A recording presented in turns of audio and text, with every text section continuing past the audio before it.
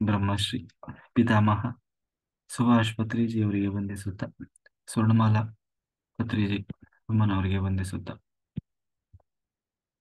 PSSM ಮೂವ್ಮೆಂಟ್ನ ಎಲ್ಲ senior pyramid ಮಾಸ್ಟರ್ಗಳಿಗೆ ವಂದಿಸುತ್ತಾ, ಹರಿವಾಯಿ ಗುರುಗಳಿಗೆ ವಂದಿಸುತ್ತಾ, ಭಗವಂತ ನಾರಾಯಣನಿಗೆ ವಂದಿಸುತ್ತಾ, ಗ್ರ್ಯಾಂಡ್ ಮಾಸ್ಟರ್ ಪ್ರಬೋಧ ಅಚ್ಯುತ್ ಮಾಸ್ಟರ್ ಅವರಿಗೆ ವಂದಿಸುತ್ತಾ, ಲೋಕ ಕಲ್ಯಾಣಾರ್ಥವಾಗಿ ಅಂತ ನಡೀತಾ ಇರುವ ನಮ್ಮ ಈ ಧ್ಯಾನ ಯಜ್ಞದಲ್ಲಿ ಯೂಟ್ಯೂಬ್ ಮತ್ತೆ ಜೂಮ್ನಲ್ಲಿ ಭಾಗವಹಿಸಿದಂತ ಎಲ್ಲಾ ಧ್ಯಾನ ಯೋಗಿ ಬಂಧುಗಳಿಗೆ ವಂದಿಸುತ್ತಾ,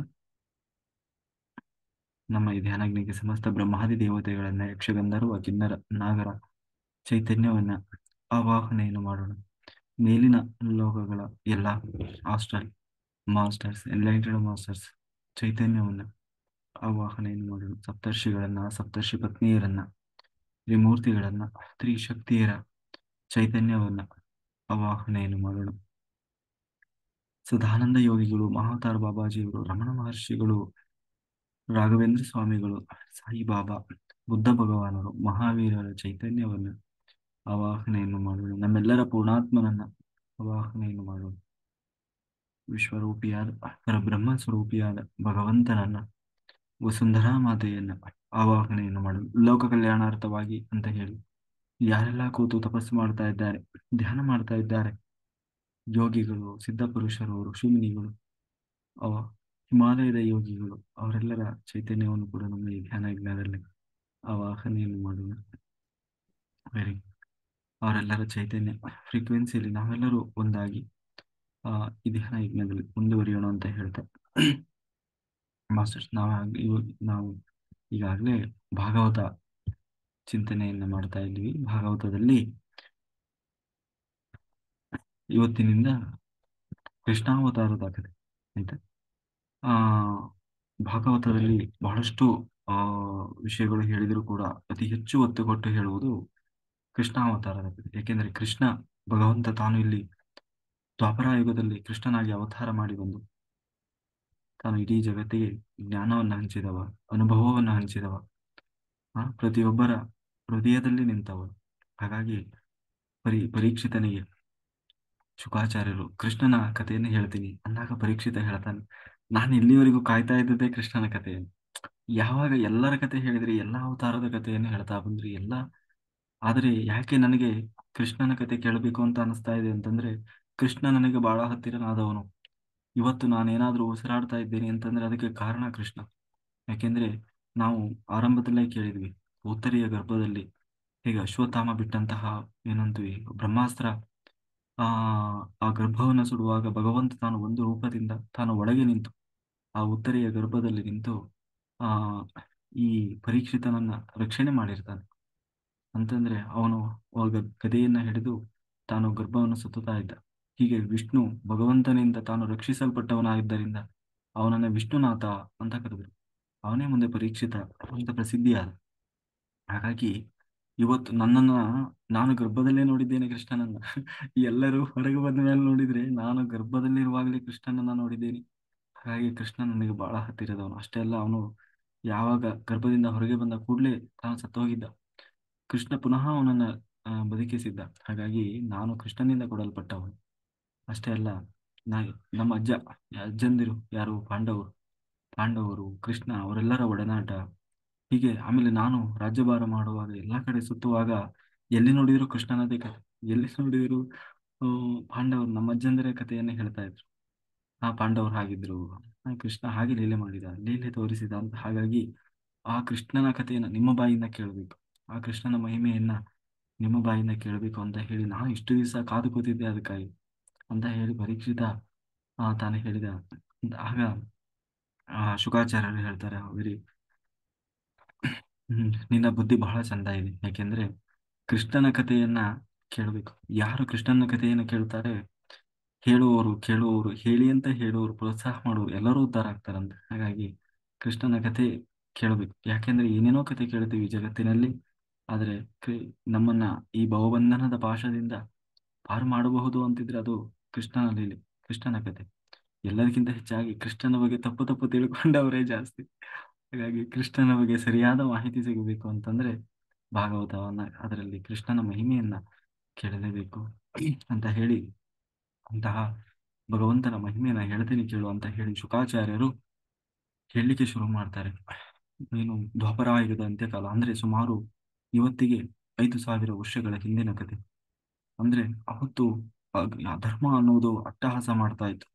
ಎಷ್ಟು ಅಂತಂದ್ರೆ ಇವತ್ತಿಗೂ ಕೂಡ ನಮ್ಮ ಈ ದೇಶದಲ್ಲಿ ಈ ಭೂಮಿಯಲ್ಲಿ ಅಷ್ಟೊಂದು ಅಧರ್ಮ ಅನ್ನೋದು ತಲೆ ಎತ್ತಿ ನಿಂತಿಲ್ಲ. ಆದ್ರೆ ಅವತ್ತು ಕೃಷ್ಣ ತಾನು ಅವತಾರ ಮಾಡುವ ಸಮಯದಲ್ಲಿ ಅಧರ್ಮ ಅನ್ನುವುದು ಎಷ್ಟು ಆ ಏನು ತಲೆ ಎತ್ತಿತ್ತು ಅಂತಂದ್ರೆ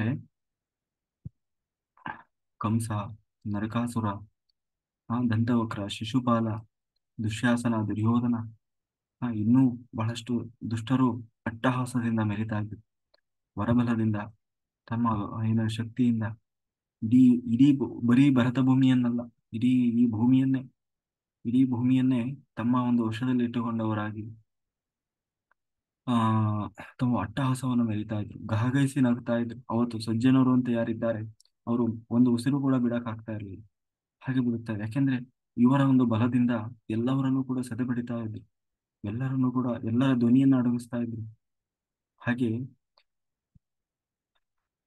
ಹಾಗೆ ಅಂತಹ ಒಂದು ಪರಿಸ್ಥಿತಿಯಲ್ಲಿ ಎಲ್ಲದಕ್ಕಿಂತ ಹೆಚ್ಚಾಗಿ ಅಲ್ಲಿ ಹೆಣ್ಣಿನ ಮಾನಕ್ಕೆ ಬೆಲೆ ಇರಲಿಲ್ಲ.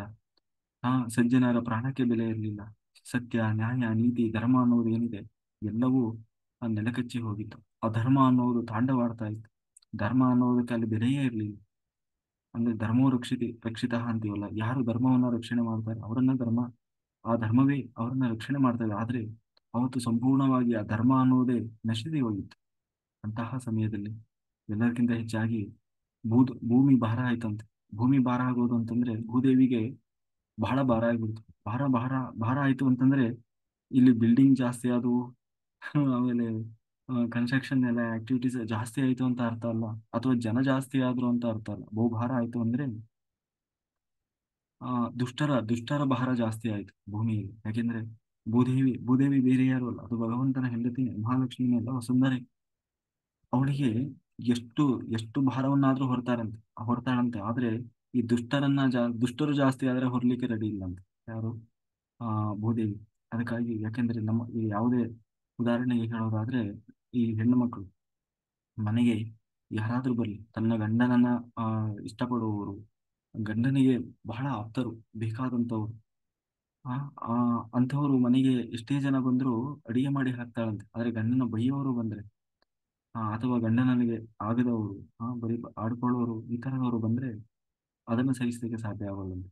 ಅಂದ್ರೆ ಆ ಹಾಗೆ ಆ ಅದರಲ್ಲೂ ಶ್ರೀನಿವಾಸ, ಯಾರು ಕೃಷ್ಣನನ್ನ ಆರಾಧನೆ ಮಾಡ್ತಾರೆ, ಕೃಷ್ಣ ಭಕ್ತರಿದ್ದಾರೆ ಅಂಥವ್ರು ಎಷ್ಟು ಭಾರ ಆದ್ರೂ ಅದು ಭಾರ ಆಗೋಲ್ಲಂತೆ ಭೂಮಿಗೆ. ಆದರೆ ದುಷ್ಟರು ಯಾರು ಆಡ್ಕೊಳ್ತಾರೆ, ಕೃಷ್ಣನನ್ನ ಬೈತಾರೆ, ಅಂಥವರೇ ಜಾಸ್ತಿಯಾಗಿ ಹೋದ್ರಂತೆ. ಆಗ ಅವರ ನಾಶ ಮಾಡಬೇಕಾಗಿತ್ತು, ಅನಿವಾರ್ಯ ಆಗಿತ್ತು. ಆಗ ಭೂದೇವಿ ತಾನು ಹಸುವಿನ ರೂಪವನ್ನು ತೊಟ್ಟು ಭಗವಂತನ ಬಳಿ ಹೋಗಿ ತನ್ನ ಎಲ್ಲನ್ನು ತೋಡ್ಕೊಂಡ್ಲಂತೆ. ಸ್ವಾಮಿ, ಹೀಗೆ ಭೂಭಾರ ಜಾಸ್ತಿ ಹೋಗಿದೆ, ನೀನು ಅವತಾರ ಮಾಡಬೇಕು, ಯಾಕಂದ್ರೆ ನಿನ್ನ ಅವತಾರ ಮಾಡುವ ಸಮಯ ಬಂದಿದೆ, ನೀನು ಅವತಾರ ಮಾಡಬೇಕು ಅಂತ ಹೇಳಿ ಆ ಭೂದೇವಿ ತಾನು ಹಸುವಿನ ರೂಪದಲ್ಲಿ ಹೋಗಿ ವಸುಂಧರೆ ತಾನು ಭಗವಂತನನ್ನ ಸ್ಮರಣೆ ಮಾಡಿದ್ಲು. ಹಾಗೆ ಎಲ್ಲಾ ದೇವತೆಗಳು ಕೂಡ ಬ್ರಹ್ಮದೇವರ ಜೊತೆಗೆ ಹೋಗಿ ಕ್ಷೀರಸಾಗರದಲ್ಲಿ ಸೇರಿ ಎಲ್ಲರೂ ಪ್ರಾರ್ಥನೆ ಮಾಡಿದ್ರು. ಆಗ ಕೃಷ್ಣ ಭಗವಂತ ನಾರಾಯಣ ತಾನು ಹೇಳಿದ, ಆಯ್ತು, ಖಂಡಿತ ನಾನು ಅವತಾರ ಮಾಡಿ ಬರ್ತೇನೆ. ಕೊನೆಗೆ ಅದಕ್ಕೆ ಕೇಳಿದ್ರಂತೆ ಯಾರನ್ನ, ಬ್ರಹ್ಮದೇವರನ್ನ ಕೇಳ್ತಾರೆ, ಎಲ್ಲಿ ನಾನು ಅವತಾರ ಮಾಡಬೇಕು ಅಂತ ಹೇಳಿ. ಎಲ್ಲಿ ಯಾಕಂದ್ರೆ ಈ ಅವತಾರ ಮಾಡುವಂದಾಗ ಮತ್ತೆ ಎಲ್ಲಿ ಮಾಡಬೇಕು ಏನ್ ಹೇಳ್ಬೇಕು ಅಂತ ಕೇಳ್ಬೇಕಲ್ಲ. ಅದಕ್ಕೆ ಕೇಳಿದ್ರು. ಅದಕ್ಕೆ ಬ್ರಹ್ಮದೇವರು ಹೇಳಿದ್ರು, ಸ್ವಾಮಿ, ನೀನೇ ಮಗನಾಗಿ ಬರಬೇಕು ಅಂತ ಹೇಳಿ ವಸುದೇವ ಮತ್ತೆ ದೇವಕಿ ತಾವು ತಪಸ್ಸು ಮಾಡಿದ್ದಾರೆ ಹಿಂದಿನ ಜನ್ಮದಲ್ಲಿ. ಹಾಗಾಗಿ ನೀನು ಅವರ ಮಗನಾಗಿ ಹುಟ್ಟಿ ಬರಬೇಕು. ಅಷ್ಟೇ ಅಲ್ಲ, ನಿನ್ನ ಬಾಲ ಲೀಲೆಯನ್ನ ನೋಡಬೇಕು ಅಂತ ಹೇಳಿ ಆ ಯಾರು ಯಶೋದೆ ಮತ್ತೆ ನಂದಗೋಪ ಅವರು ಕೂಡ ತಪಸ್ಸು ಮಾಡಿದ್ದಾರೆ. ಹಾಗೆ ಅವರಿಬ್ಬರ ಕನಸನ್ನು ನೀನು ನನಸು ಮಾಡಬೇಕು ಅಂತ ಹೇಳಿ ತಾನು ಪ್ರಾರ್ಥನೆ ಮಾಡಿದ್ರು. ಆಯ್ತು ಅಂತ ಹೇಳಿ ಭಗವಂತ ತಾನು ಆಶ್ವಾಸನೆಯನ್ನು ಕೊಟ್ಟ.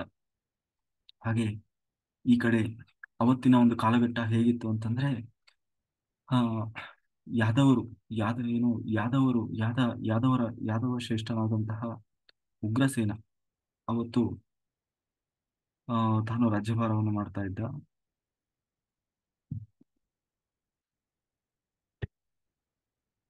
ಉಗ್ರಸೇನ ತಾನು ರಾಜ್ಯಭಾರವನ್ನು ಮಾಡ್ತಾ ಇದ್ದ. ಆ ಉಗ್ರಸೇನನ್ನ ಇಟ್ಕೊಂಡು ಆ ಹೀಗೆ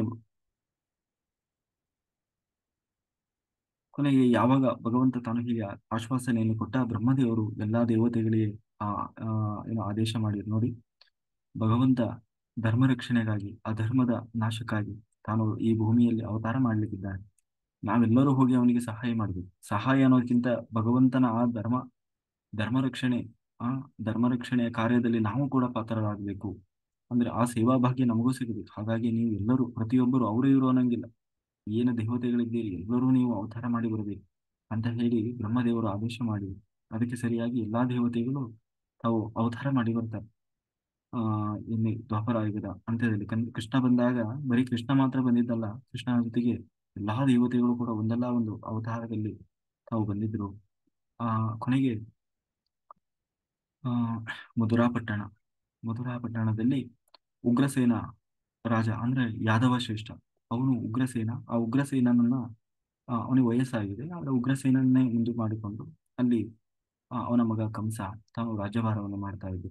ಹೀಗೆ ರಾಜ್ಯಭಾರವನ್ನು ಮಾಡುವಾಗ ಮೊದಲೇ ಸಹಜವಾಗಿಯೇ ಈ ಕಂಸ ದುಷ್ಟ ಇದ್ದ, ಆದ್ರೂ ಎಲ್ಲೋ ಒಂದ್ ಕಡೆ ಒಳ್ಳೆ ಬುದ್ಧಿ ಇತ್ತು. ಆದ್ರೆ ಈ ವಸುದೇವ ಮತ್ತೆ ದೇವಕಿಯರ ಮದುವೆಯ ಉತ್ಸವ ಸಂಭ್ರಮದಲ್ಲಿದ್ದಾರೆ.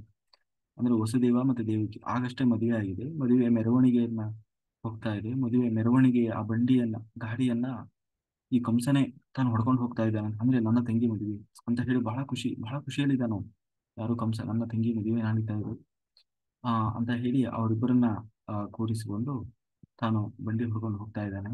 ಆದ್ರೆ ಇಲ್ಲಿ ಹೀಗೆ ಹೋಗುವಾಗ ಒಂದು ಆಕಾಶವಾಣಿ ಆಯ್ತು. ಯಾರಿಗೆ? ಕಂಸನಿಗೆ. ಏನು ಅಂತಂದ್ರೆ, ಅಯ್ಯೋ ಮೂರ್ಖ, ನೀನು ಯಾರನ್ನ ಇವತ್ತು ಬಂಡಿ ಹೊಡ್ಕೊಂಡು ಹೋಗ್ತಾ ಇದ್ದೀವಿ ವಸುದೇವ ದೇವಕಿ, ಅವರ ಗರ್ಭದಲ್ಲಿ ಬರುವ 8ನೇ ಮಗುವೇ ನಿನ್ನ ಪ್ರಾಣ ತೆಗಿತದೆ, ಅವರಿಂದಲೇ ನಿನ್ನ ಸಾವು ಅಂತ ಹೇಳಿ ಅವನಿಗೆ ಒಂದು ಆಕಾಶವಾಣಿ ಆಯ್ತು. ಆಗ ಅವನಿಗೆ ಯಾವಾಗ ಆಕಾಶವಾಣಿಯನ್ನು ಕೇಳಿದ, ಆ ಕೈಯಲ್ಲಿ ಹಿಡ್ಕೊಂಡಂತಹ ಆ ಏನು ಆ ಹಗ್ಗ ಏನಿತ್ತು ಅದನ್ನ ಬಿಸಾಕಿದ್ನಂತೆ. ಬಿಸಾಕಿ ಪಕ್ಕದಲ್ಲೇ ಏನು ಕಟ್ಟಿಗೆ ಇಟ್ಕೊಂಡಿದ್ನಲ್ಲ, ಕಟ್ಟಿಗೆ ತೆಗೆದ ಆ ದೇವಕಿಯ ಆ ಕುತ್ತಿಗೆ ಇಟ್ಟೇ ಬಿಡ್ ನಾನು. ಅಂದ್ರೆ ಇವಳನ್ನ ಸಾಯಿಸಿ ಬಿಡ್ತೇನೆ. ಯಾಕೆಂದ್ರೆ ಇವಳಿದ್ರೆ ತಾನೇ ಆ ಗರ್ಭ ಬರ್ಲಿಕ್ಕೆ ಸಾಧ್ಯ. ಇವಳನ್ನೇ ಸಾಯಿಸಿಬಿಟ್ರೆ ನಾನು ನನ್ನ ಸಾವನ್ನೇ ಗೆದ್ದು ಬಿಡ್ತೇನೆ. ಯಾಕೆಂದ್ರೆ ಆಕಾಶವಾಣಿ ಯಾವತ್ತೂ ಸುಳ್ಳಾಗ್ಲಿಕ್ಕೆ ಸಾಧ್ಯ ಇಲ್ಲ. ಹಾಗಾಗಿ ಆಕಾಶವಾಣಿ ಹೇಳಿದೆ, ಈ ವಸುದೇವ ಮತ್ತೆ ದೇವಕಿ ಇವರ ಗರ್ಭದಲ್ಲಿ ಬರುವ 8ನೇ ಮಗು ನನ್ನನ್ನು ಸಾಯಿಸ್ತದೆ ಅನ್ನೋದಾದ್ರೆ, ಇವರನ್ನೇ ಸಾಯಿಸ್ಬಿಟ್ರೆ ನಾನು ಸಾವನ್ನ ಗೆದ್ದವನಾಗ್ಬಿಡ್ತೀನಿ ಅಂತ ಹೇಳಿ ಆ ಕಂಸ, ಅಂದ್ರೆ ನೋಡಿ ಈ ದುಷ್ಟರ ಸಹವಾಸ ಅಂದ್ರೆ ಇದೆ. ಯಾವಾಗ ಹೆಂಗೆ ಇವರೊಂಥರ ಅರೆಪಿರ್ಕಿ ಇರ್ತಾರೆ, ಯಾವಾಗ ಬದಲಾಗ್ತಾರೆ, ಯಾವಾಗ ಹೆಂಗೆ ಚೇಂಜ್ ಆಗ್ತಾರೆ ಗೊತ್ತಿಲ್ಲ. ಇಷ್ಟೊತ್ತವರೆಗೂ ನನ್ನ ತಂಗಿ ಮದುವೆ ಅಂತ ಹೇಳಿ ತಾನು ಸಂಭ್ರಮದಿಂದ ಅವನೇ ಗಾಡಿ ಹೊಡ್ಕೊಂಡು ಹೋಗ್ತಾ ಇದ್ದ. ಈಗ ಯಾವಾಗ ಅವನಿಗೆ ಅವಳಿಂದಲೇ ಆಪತ್ತು ಕಾದಿದೆ ಅಂತ ಗೊತ್ತಾಯ್ತು, ಕೂಡ್ಲೆ ಅವಳನ್ನೇ ಕೊಲ್ಲಿಕ್ಕೆ ಹೊರಟಿದೆ. ಸ್ವಲ್ಪವೂ ಯೋಚನೆ ಮಾಡೋದು. ಕೊನೆಗೆ ಆ ವಸುದೇವ ತಡೆದ. ಏನಂತಂದ್ರೆ ನೋಡಿಯ ಆ ವಸುದೇವ ತಾನು ಉಪಾಯ ಮಾಡಿದೆ. ಯಾಕೆಂದ್ರೆ ಸಮಾಧಾನ, ಭೇದ, ದಂಡ ಅಂದ್ರೆ ಯಾವುದೇ ಒಂದು ಕೆಲಸವನ್ನು ನಾವು ಸಾಧಿಸ್ಲಿಕ್ಕೆ ಈ ನಾಲ್ಕನ್ನ ನಾವು ಪ್ರಯೋಗ ಮಾಡಬೇಕು. ಸಮಾಧಾನ, ಭೇದ, ದಂಡ. ಅಂತಂದ್ರೆ ಒಂದೆರಡು ಒಳ್ಳೆ ಮಾತು ಹೇಳೋದು, ಆಯ್ತಾ? ಇದು ನಮ್ಮ ಜೀವನದಲ್ಲಿ ನಾವು ಪ್ರತಿಯೊಬ್ಬರು ಅನುಸರಿಸಬೇಕಾದ ಮಾರ್ಗ. ಯಾವುದು? ಸಮಾಧಾನ, ಭೇದ, ದಂಡ. ಸಾಮ ಅಂತಂದ್ರೆ ಒಳ್ಳೆ ಮಾತಲ್ಲಿ ಹೇಳೋದು. ನೋಡಯ್ಯ, ಹಾಗೆಲ್ಲ ಮಾಡಬಾರ್ದು, ಹೀಗೆ ಇದು ಒಂದೆರಡು ಒಳ್ಳೆ ಬುದ್ಧಿ ಮಾತು ಹೇಳಿದ್ರೆ ಕೆಲವರು ಈ ಸಾಮಕ್ಕೆ ಏನಾಗ್ತಾರೆ, ಆ ಬದಲಾಗ್ತಾರೆ. ಅಂದ್ರೆ ಅದನ್ನ ಒಪ್ಕೊಳ್ತಾರೆ. ಇನ್ನು ಕೆಲವರು ಹಾಗಲ್ಲ, ಸಾಮಕ್ಕೂ ಅವ್ರು ಬಗ್ಗೋಲ್ಲ. ಇನ್ನು ದಾನ ಅಂತಂದ್ರೆ ಏನಾದ್ರೂ ಆಸೆ ಹುಟ್ಟಿಸೋದು. ನೋಡು, ನೀನು ಇದನ್ನ ಮಾಡೋದ್ರೆ ನಾನು ಇದನ್ನ ಕೊಡ್ತೇನೆ, ಆಯ್ತಾ? ಅಥವಾ ನೀನು ಇದು ಬೇಕು ಅಂದ್ರೆ ಇದನ್ನ ಮಾಡು, ಅಥವಾ ನೀನು ಈ ಸರಿ ಏನೋ ಚೆನ್ನಾಗಿ ಎಕ್ಸಾಮ್ ಬರೆದು ನಿನಗೆ ಒಳ್ಳೆ ರಿಸಲ್ಟ್ ಬಂತು ಅಂದ್ರೆ ನಿನಗೆ ಒಂದು ಸೈಕಲ್ ಕೊಡಿಸ್ತೀನಿ, ಇಲ್ಲ ಬೈಕ್ ಕೊಡಿಸ್ತೀನಿ, ಈ ತರ ಆಸೆ ತೋರಿಸೋದು. ಅಥವಾ ಬಹುಮಾನ ಕೊಡೋದು, ಮೋಟಿವೇಟ್ ಮಾಡೋದು. ಹೀಗೆ ಇದು ದಾನ. ಇನ್ನು ಭೇದ ಅಂತಂದ್ರೆ ಇದಕ್ಕೂ ಬಗ್ಲಿಲ್ಲ ಅಂತಂದ್ರೆ ಆ ಭೇದ ಭೇದ ಅಂತ ಉದಾಹರಣೆಗೆ ಈ ಕೆಲವರು ಯಾರೋ ಈ ಕಚೇರಿಗೆ ಯಾವುದೋ ಸರ್ಕಾರಿ ಇದರಲ್ಲಿ ಏನೋ ಹೋಗ್ತಾರೆ. ಅಲ್ಲಿ ಸುಮ್ಮನೆ ಬಾಯಿ ಮಾತಿಗೆಲ್ಲ ಅವ್ರು ಕೆಲಸ ಮಾಡಲ್ಲ. ಅವಾಗ ಏನೋ ಸ್ವಲ್ಪ ಅವರಿಗೆ ದುಡ್ಡು ಕೊಟ್ಟು ಏನೋ ಮಾಡಿ ಕೆಲಸ ಮಾಡಿಸ್ತಾರಲ್ಲ, ಹಂಗೆ ಅದು ದಾನ. ಸಾಮ ದಾನ. ಇನ್ನು ಭೇದ ಅಂತಂದ್ರೆ ಆ ಹೆದರ್ಸೋದು. ಅಂದ್ರೆ ಆ ನೋಡು, ಹೆದರ್ಸೋದು. ನೀನು ಮಾಡ್ತೀಯ, ಇದು ಮಾಡದೇ ಇದ್ರೆ ನಾನು ಹಾಗೆ ಮಾಡ್ಬಿಡ್ತೇನೆ, ಹೀಗೆ ಮಾಡ್ಬಿಡ್ತೇನೆ ಅಂತ ಅವಾಜ್ ಹಾಕೋದು ಅಂತೀವಲ್ಲ, ಹಾಗೆ ಹೆದರ್ಸೋದು. ಕೆಲವರು ಅಯ್ಯಪ್ಪ ಯಾಕೆ ಬೇಕು, ಏನೋ ಮನುಷ್ಯ ಹೀಗೆಲ್ಲ ಹೆದರ್ಸ್ತಾನೆ, ನಾನು ಮೀಡಿಯಾ ಕೊಡ್ತೇನೆ, ಪೊಲೀಸರಿಗೆ ಹೇಳ್ಕೊಡ್ತೇನೆ, ಹಾಗೆ ಹೀಗೆ ಅಂತ ಹೇಳಿ ಹೆದರ್ಸೋದು, ಇಲ್ಲ ಹೊಡೆದು ಬಿಡ್ತೇನೆ, ಏನೋ ಒಂದು ಹೇಳಿ ಹೆದರ್ಸೋದು. ಅವಾಗ ಕೆಲವರು ಹೆದರ್ಕೊಳ್ತಾರೆ, ಸ್ವಲ್ಪ ಜೋರು ಮಾಡಿ ಅವಾಗ ಹೆದರ್ಸಿದ್ರೆ ಹೇಳ್ತಾರೆ ಇದು ಭೇದ, ಇನ್ನು ದಂಡ. ಅಂತಂದ್ರೆ ಇವ್ರ ಹತ್ರ ಇದು ಯಾವುದೂ ನಡೆಯಲ್ಲ, ಸಮಾಧಾನ ಭೇದ. ಇವ್ರಿಗೆ ಒಂದು 4 ಕೊಟ್ರೇನೆ ಇವರಿಗೆ ಬುದ್ಧಿ ಬರೋದು. ಇವ್ರು 4 ಬಿದ್ದು ಬರ್ತಾ ಬಿದ್ದ ಮೇಲೆನೆ ಇವರು ಇದು ಮಾಡುದು. ಯಾಕೆಂದ್ರೆ ಇದು ರಾಮಾಯಣದಲ್ಲಿ ಬರ್ತದೆ. ಏನಂದ್ರೆ ಹನುಮಂತ ಸೇಮ್ ಇದನ್ನೇ ಹನುಮಂತ ದೇವರು ಅಲ್ಲಿ ಮಾತಾಡ್ತಾರೆ, ಸಮಾಧಾನ ಭೇದ ದಂಡ, ಈ 4ನ್ನು ಹೇಳಿ ಅಲ್ಲಿ ಈ ರಾಕ್ಷಸರಿಗೆ, ಯಾಕೆಂದ್ರೆ ಅಲ್ಲಿ ವನದಲ್ಲಿ ಕುತ್ಕೊಂಡಿರ್ತಾನಲ್ಲ, ರಾಕ್ಷಸರೆಲ್ಲ ಬಂದು ಸುತ್ತುವರೆದಿರ್ತಾರೆ. ಹಾಗೆ ಹೇಳ್ತಾನೆ ಇವರಿಗೆ ದಂಡವೇ, ಯಾಕೆಂದ್ರೆ ಇವರಿಗೆ ಬರೀ ಮಾತಲ್ಲೆಲ್ಲ ಹೇಳಿದ್ರೆ ಇವ್ರಿಗೆ ಅರ್ಥ ಆಗೋಲ್ಲ, ಇವರಿಗೆ ಏನಿದ್ರು ಡೈರೆಕ್ಟ್ ದಂಡ ಅಂದ್ರೆ ಹೊಡೆತ ಅಂತ ಹೇಳಿ ಆ ದಂಡ ಪ್ರಯೋಗ ಮಾಡ್ಬೇಡ ಅಂದ್ರೆ ಹೊಡೆತ, ಪೆಟ್ಟು ಕೊಡೋದು, ಅಥವಾ ಕೊನೆಗೆ ಅದಕ್ಕೂ ಮೀರಿದ್ರೆ ಅದು ಮರಣ ಅಂದ್ರೆ ಸಾವು, ಅಂದ್ರೆ ಸಾಯಿಸಿಬಿಡೋದು. ಹೀಗೆ ಮೊದಲು ಸಾಮವನ್ನ ಪ್ರಯೋಗ ಮಾಡಿದ ವಸುದೇವ, ನೋಡಯ್ಯ ನೋಡು, ಹುಟ್ಟಿದ ಮನುಷ್ಯ ಅಂದಮೇಲೆ ಸಾಯುವುದು ಖಚಿತ. ಅದರಲ್ಲೂ ಆ, ನೀನು ಒಂದು ವೇಳೆ ಇವಳನ್ನು ಸಾಯಿಸಿದೆ ಅಂದ ತಕ್ಷಣ ನೀನೇನು ಸಾವೇ ಇಲ್ದಂಗೆ ಆಗ್ತೀವಿ. ಪುನಃ ಯಾವುದೋ ಒಂದು ಕಾರಣದಲ್ಲಿ ನೀನು ಸತ್ತೇ ಸಾಯ್ತೀವಿ. ಯಾಕಂದ್ರೆ ಇಲ್ಲಿಯವರೆಗೆ ಯಾರು ಕೂಡ ಸಾವನ್ನೇ ಗೆದ್ದವರು ಅಂತ ಹೇಳಿ ಯಾರು ಇಲ್ಲ. ಒಂದಲ್ಲ ಒಂದು ದಿನ ಸಾವು ಅನ್ನೋದು ಅನಿವಾರ್ಯ. ಅನಿವಾರ್ಯ ಅನ್ನೋದಕ್ಕಿಂತ ಸಾವು ಅನ್ನೋದು ಏನು ಅಂತ್ಯ ಅಲ್ಲ. ಸಾವು ಅನ್ನೋದು ಪುನಃ ಇನ್ನೊಂದು ಆರಂಭ. ಹುಟ್ಟಿದ ಮನುಷ್ಯ ಪುನಃ ಮತ್ತೆ ಹುಟ್ಟಿ ಬಂದೇ ಬರ್ತಾನೆ. ಹಾಗಿದ್ದಾಗ ಯಾಕೆ ಸಾವಿಗೆ ಹೆದರ್ಕೊಳ್ಳುವ ಅವಶ್ಯಕತೆ ಇದೆ? ಹಾಗಾಗಿ ಒಂದು ವೇಳೆ ನೀ ಅವಳಿಂದಲೇ ಸಾವು ಬರಬೇಕನ್ನೋದಾದ್ರೆ ಖಂಡಿತ ಬಂದೇ ಬರ್ತದೆ. ಅದ ಅಥವಾ ಅವಳನ್ನ ಸಾಯಿಸಿದ್ರು ಕೂಡ ನೀನೇನು ಮತ್ತೆ ಯಾವುದೋ ಒಂದು ರೂಪದಲ್ಲಿ ಸಾವು ಅನ್ನೋದು ಬಂದೇ ಬರ್ತದೆ ಅಂತ ಹೇಳಿ ಆ ಅವನ ಒಂದು ಒಳ್ಳೆಯ 2 ಮಾತುಗಳಿಂದ ಸಮಾಧಾನ ಮಾಡುವ ಪ್ರಯತ್ನ ಮಾಡಿದ. ಆದ್ರೆ ಕಂಸ ಬಗ್ಲಿಲ್ಲ. ಆಗ ಯಾಕೋ ಇವನು ಸಾಮಕ್ಕೂ ಬಗ್ಗೋ ತರ ಇಲ್ಲ ಅಂತ ಹೇಳಿ ದಾನ ಪ್ರಯೋಗ ಮಾಡಿದ. ದಾನ ಅಂತಂದ್ರೆ ಆಗ ಹೇಳ್ತಾನೆ, ನೋಡು ಆಯ್ತು, ನಿನಗೆ ಈಗ ಭಯ ಇರೋದು ಯಾವುದು? ಇವಳಿಂದ ಅಲ್ಲ ಅಲ್ವಾ? ಇವಳೇನ್ ನಿನ್ನನ್ನ ಕೊಲ್ಲಬಾರದು. ಇವಳ ಗರ್ಭದಲ್ಲಿ ಬರುವ 8ನೇ ಮಗು ನಿನ್ನನ್ನ ಕೊಲ್ತದೆ ಅಲ್ವಾ?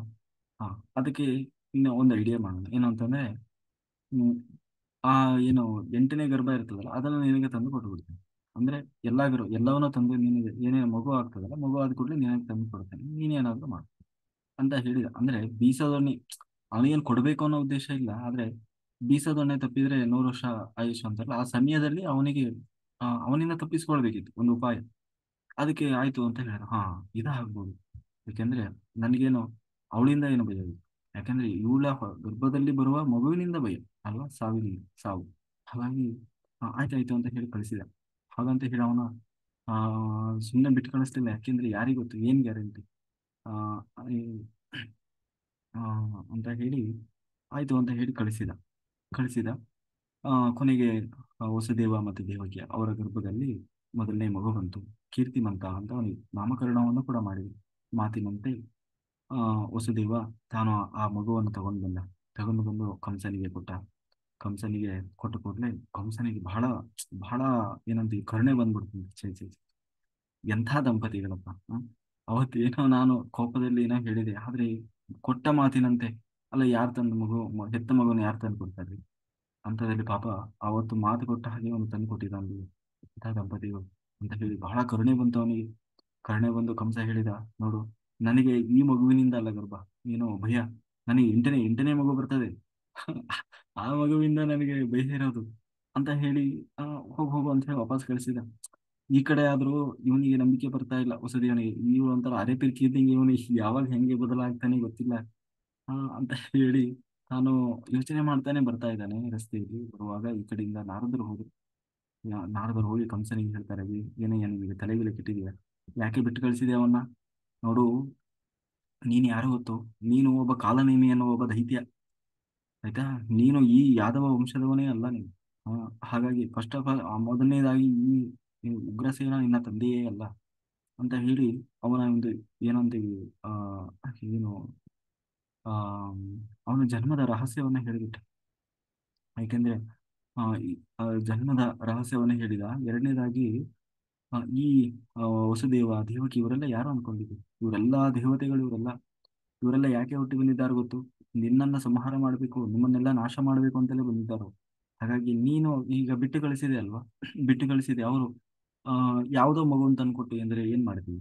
ಅಥವಾ ಎಂಟನೇ ಮಗು ಅಂತ ಹೇಳಿದೆ. ಆದ್ರೆ ಯಾರಿಗೊತ್ತು ಆ ಮೊದಲನೇ ಮಕ್ಕಳೇ ಅದರ ಮಧ್ಯೆ ಬರುವ ಯಾವ ಮಗುನೇ ಆ ಬಂದು ಸಾಯಿಸ್ತದೆ, ಏನ್ ಗ್ಯಾರಂಟಿ? ಯಾಕೆಂದ್ರೆ ದೇವತೆಗಳು ಅದು ಯಾವ್ಯಾವ ರೀತಿ ಪ್ಲಾನ್ ಮಾಡ್ತಾರೆ ಗೊತ್ತಿಲ್ಲ. ಅಂಥದ್ರಲ್ಲಿ ನೀನು ಮೂರ್ಖತನದಿಂದ ಈ ಕರುಣೆಯಿಂದೆಲ್ಲ ಬಿಟ್ಟಿದ್ದೀಯಲ್ಲ ಅಂತ ಹೇಳಿ ನಾರದರು ಅವನಿಗೆಲ್ಲ ಹೇಳಿಬಿಟ್ರು. ಕೂಡ್ಲೆ ಅವನಿಗೆ ಮೊದಲೇ ದುಷ್ಟ ಇದ್ದ. ಅವನಿಗೆ ಇಷ್ಟೆಲ್ಲ ಹೇಳಿದ್ಮೇಲೆ ಆ ಈ ದುಷ್ಟರ ಸಮಸ್ಯೆ ಏನು ಅಂತಂದ್ರೆ ಅವರಿಗೆ ಸ್ವಂತ ವಿವೇಚನೆ ಇರಲ್ಲ.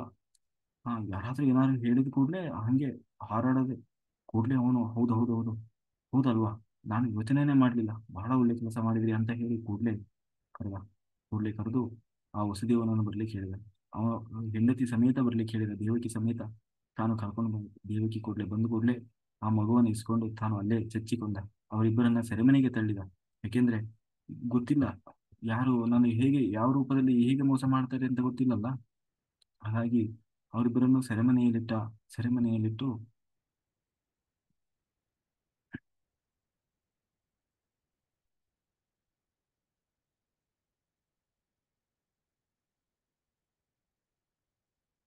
ಅವರಿಬ್ಬರನ್ನು ಸೆರೆಮನೆಯಲ್ಲಿಟ್ಟ. ಕೊನೆಗೆ ಆ ಆ ವಸುದೇವನಿಗೆ ಬಹಳ ಜನ ಹೆಂಡತಿಯರಿದ್ದು.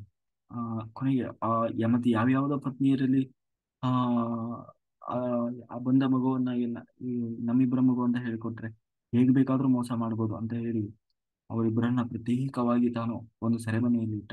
ಅಲ್ಲೇ ಅವರಿಗೆ ಬೇಕಾದಂತ ಎಲ್ಲಾ ವ್ಯವಸ್ಥೆಯನ್ನ ಮಾಡಿ ಅವರೆಲ್ಲೂ ಹೊರಗಡೆ ಹೋಗ್ಬಾರ್ದು ಅಂತ ಹೇಳಿ ಅವರಿಗೆಲ್ಲ ಬಹಳ ಬಹಳ ಭದ್ರತೆ.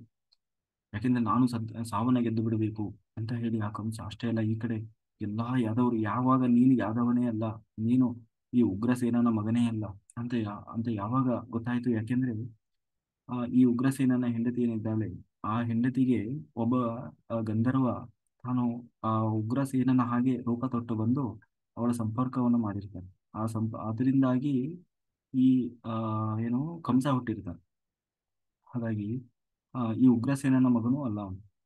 ಅಂದ್ರೆ ತಾಯಿ ಅವಳೇ, ಆದ್ರೆ ತಂದೆ ಇವನಲ್ಲ ಆಗಿರೋಲ್ಲ. ಹಾಗಾಗಿ ಆ ರಹಸ್ಯವನ್ನ ಹೇಳಿಬಿಟ್ರು. ಹಾಗೆ ಇವರೆಲ್ಲರೂ ನಿನ್ನ ಜೊತೆಗೆ ಇದ್ದಾರೆ, ಆದ್ರೆ ಎಲ್ಲರೂ ನಿನ್ನ ಶತ್ರುಗಳು ಅಂತ ಹೇಳಿದ ಕೂಡಲೇ ಆ ಕಂಸ ಆ ಆ ಇವನ ಯಾರು ಉಗ್ರಸೇನನ್ನು ಕೂಡ ತಾನು ಸೆರೆಮನೆಗೆ ತಳ್ಳಿದ. ಎಲ್ಲಾ ಯಾದವರನ್ನ ಹೊಡೆದು ಓಡಿಸಿಬಿಟ್ಟ ದಿಕ್ಕಾಪಾಲಾಗಿ. ಎಲ್ಲರೂ ಆ ಕಂಸನ ಉಪಟಳ ತಾಳಲಾರದೆ ಎಲ್ಲಾ ಕಡೆ ದಿಕ್ಕಾಪಾಲಾಗಿ ಎಲ್ಲಾ ಓಡಿ ಎಲ್ಲೆಲ್ಲೋ ಕೆಲವರನ್ನ ಸಾಯಿಸಿದ, ಕೆಲವರು ಎಲ್ಲೋ ಬೇರೆ ಬೇರೆ ಕಡೆ ಹೋಗಿ ಆಶ್ರಯನ ಪಡ್ಕೊಂಡ್ರು. ಕೊನೆಗೆ ಹೀಗೆ ಮಹಾದರ್ಪಿಷ್ಟನಾಗಿ ಕಂಸ ತಾನೀಗ ಅವನೇ ರಾಜನಾಗಿ ತಾನು ಆಳ್ವಿಕೆಯನ್ನು ಶುರು ಮಾಡಿದ. ದುಷ್ಟತನದಿಂದ ಹೀಗೆ ಎಲ್ಲ ಮಕ್ಕಳು ಕೂಡ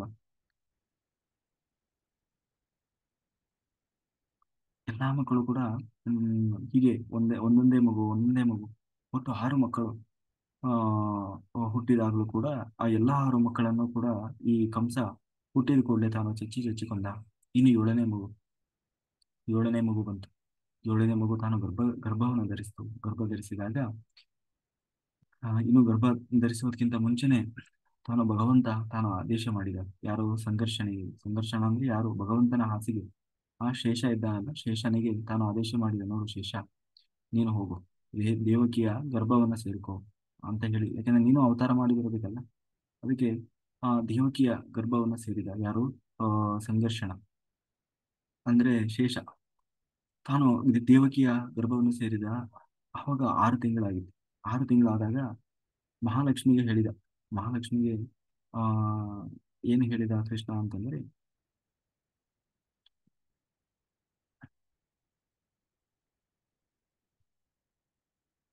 ನೋಡು ದೇವಿ, ನೀನು ಹೋಗಿ ಆ ಆ ಒಂದು ದೇವಕಿಯ 7ನೇ ಗರ್ಭ ಏನಿದೆ, ಈಗಾಗಲೇ 6 ತಿಂಗಳಾಗಿದೆ, ಆ ಗರ್ಭವನ್ನ ಸೆಳೆದು ನೀನು ಆ ರೇವತಿಯ ಗರ್ಭದಲ್ಲಿ ಆ ಮಗುವನ್ನ ಇಡಬೇಕು. ಎಲ್ಲಿ ಇದ್ದಾಳೆ ರೇವತಿ ಅಂತಂದ್ರೆ ನಂದಗೋಪ ಮತ್ತೆ ಯಶೋಧ ಆ ಅವರ ಅಂದ್ರೆ ಅವರ ಬಳಿ ಬಿಟ್ಟಿದ್ದ. ಯಾರು ಈ ದೇವಿಯರು, ಯಾರು ವಸುದೇವ, ಅವನಿಗೆ ಬಹಳ ಜನ ಪತ್ನಿಯರಿದ್ರು ಅಂತ ಹೇಳಿದ್ಮೇಲೆ ಅದರಲ್ಲಿ ಒಬ್ಬ ರೇವತಿ, ಅವಳನ್ನ ನಂದಗೋಪ ಮತ್ತೆ ಯಶೋದೆಯವರ ಬಳಿ ಅವಳನ್ನು ಬಿಟ್ಟಿದ್ದ.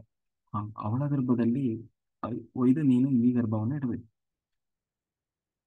ಅಂತ ಹೇಳಿದ. ಹೇಳಿದ ಹಾಗೆ ಅದಕ್ಕೆ ಸರಿಯಾಗಿ ಯಾಕೆಂದ್ರೆ ಸಂಘರ್ಷಣ ಅವನಿಗೆ ಎರಡೂ ತರ ಎರಡು ಅವನಿಗೆ ಇದು ಬರಬೇಕು, ಏನು ಕೀರ್ತಿ ಬರಬೇಕು. ಅಂದ್ರೆ ದೇವಕಿಯ ಮಗ ಅಂತಾನು ಅನಿಸ್ಕೊಳ್ಬೇಕು, ಜೊತೆಗೆ ರೇವತಿಯ ಮಗ ಅಂತಾನು ಅನಿಸ್ಕೊಳ್ಬೇಕು ಅಂತ ಹೇಳಿ ಅದಕ್ಕೆ ಆ ಅದೇ ರೀತಿ ಮಹಾಲಕ್ಷ್ಮಿ ಬಂದು ಆ ದೇವಕಿಯ ಏಳನೇ ಗರ್ಭವನ್ನು ಸೆಳೆದು ರೇವತಿಯಲ್ಲಿ ತಾನು ಹೋಗಿ ಗರ್ಭವನ್ನು ಇಡ್ತಾಳೆ. ಆಗ ಸಂಘರ್ಷಣ ಅಂದ್ರೆ ಅವನನ್ನೇ ಬಲರಾಮ ಅಂತ ಹೇಳಿ ಕರೀತಾರೆ. ಅವನು ತಾನು ಆ, 4-5 ತಿಂಗಳಿಗೆ ಅವಳು ಹಡಿತಾಳೆ. ಯಾರು? ರೇವತಿ. ಅವನೇ ಬಲರಾಮ. ಎಲ್ಲಿ ಅಂತಂದ್ರೆ ಯಶೋದೆ ಮತ್ತೆ ನಂದಗೋಪ ಅವರ ಮನೆಯಲ್ಲಿ. ಕೊನೆಗೆ ಈ ಕಡೆ ಎಲ್ಲರೂ ಏನ್ ಅನ್ಕೊಂಡ್ರು, ಏಳನೇ ಗರ್ಭ ಗರ್ಭಪಾತ ಆಗಿ ಹೋಯ್ತು ಅಂತ ಹೇಳಿ ತಿಳ್ಕೊಂಡ್ರು. ಇನ್ನು ಎಂಟನೇ ಗರ್ಭ ಭಗವಂತ ತಾನು ಬರಬೇಕಲ್ಲ. ಭಗವಂತ ತಾನು ಬರುವಾಗ ಜೊತೆಗೆ ಮಹಾಲಕ್ಷ್ಮಿಗೆ ಹೇಳಿದ್ದ, ನೀನು ಏನು ನಂದಗೋಪ ಯಶೋದೆ ಏನಿದ್ದಾರೆ ಅವರ ಗರ್ಭವನ್ನು ಹೋಗಿ ಸೇರ್ಕೋ ಅಂತ ಹೇಳಿ ಮಹಾಲಕ್ಷ್ಮಿಗೆ ಹೇಳಿದ. ಆ, ಅದೇ ರೀತಿ ಆ ನಂದಗೋಪ ಮತ್ತೆ ಯಶೋದೆ ಅವರಿಬ್ಬರ ಗರ್ಭದಲ್ಲಿ ಹೋಗಿ ಮಹಾಲಕ್ಷ್ಮಿ ತಾನು ಸೇರ್ಕೊಂಡ. ಈ ಕಡೆ ಭಗವಂತ ತಾನು ಆ, ಏನು ದೇವಕಿ, ವಸುದೇವ ಮತ್ತು ದೇವಕಿ, ವಸುದೇವನ ಮೂಲಕ ವಸುದೇವನ ಮೂಲಕ ಪ್ರವೇಶ ಮಾಡಿ ದೇವಕಿಯನ್ನು ತಾನು ಪ್ರವೇಶ ಮಾಡಿದ. ಯಾವಾಗ ಭಗವಂತ ತಾನು ಆ ದೇವಕಿಯ ಗರ್ಭವನ್ನು ಪ್ರವೇಶ ಮಾಡಿದ, ಅವಳಲ್ಲಿ ಒಂದು ವಿಶೇಷವಾದ ಪ್ರಭೆ ಶುರುವಾಯ್ತಂತೆ. ಅಂದ್ರೆ ಆ ಅವಳು ಎಲ್ಲಿ ಹೋಗ್ತಾಳೆ ಅಲ್ಲಿ ಬೆಳಕು ಬರ್ತಾ ಇತ್ತಂತೆ. ಅವಳನ್ನ ಇಷ್ಟು ದಿವಸ ನೋಡ್ತಾ ಇದ್ದ ಇದೇನೋ ದೇವಕಿಯೇ ಬೇರೆ, ಈಗ ನೋಡುವ ದೇವಕಿಯೇ ಬೇರೆ ಹಾಗೆ ಕಾಣ್ತಾ ಇದ್ದಾಳಂತೆ. ಕಂಸ ಬಂದು ನೋಡಿದ ಕೂಡಲೇ ಓಹೋ, ಖಂಡಿತ, ಯಾಕೆಂದ್ರೆ ಇಷ್ಟು ದಿವಸ ಇಲ್ಲದೆ ಇರುವ ತೇಜಸ್ಸು ಇವಳಲ್ಲಿ ಕಾಣ್ತಾ ಇದೆ.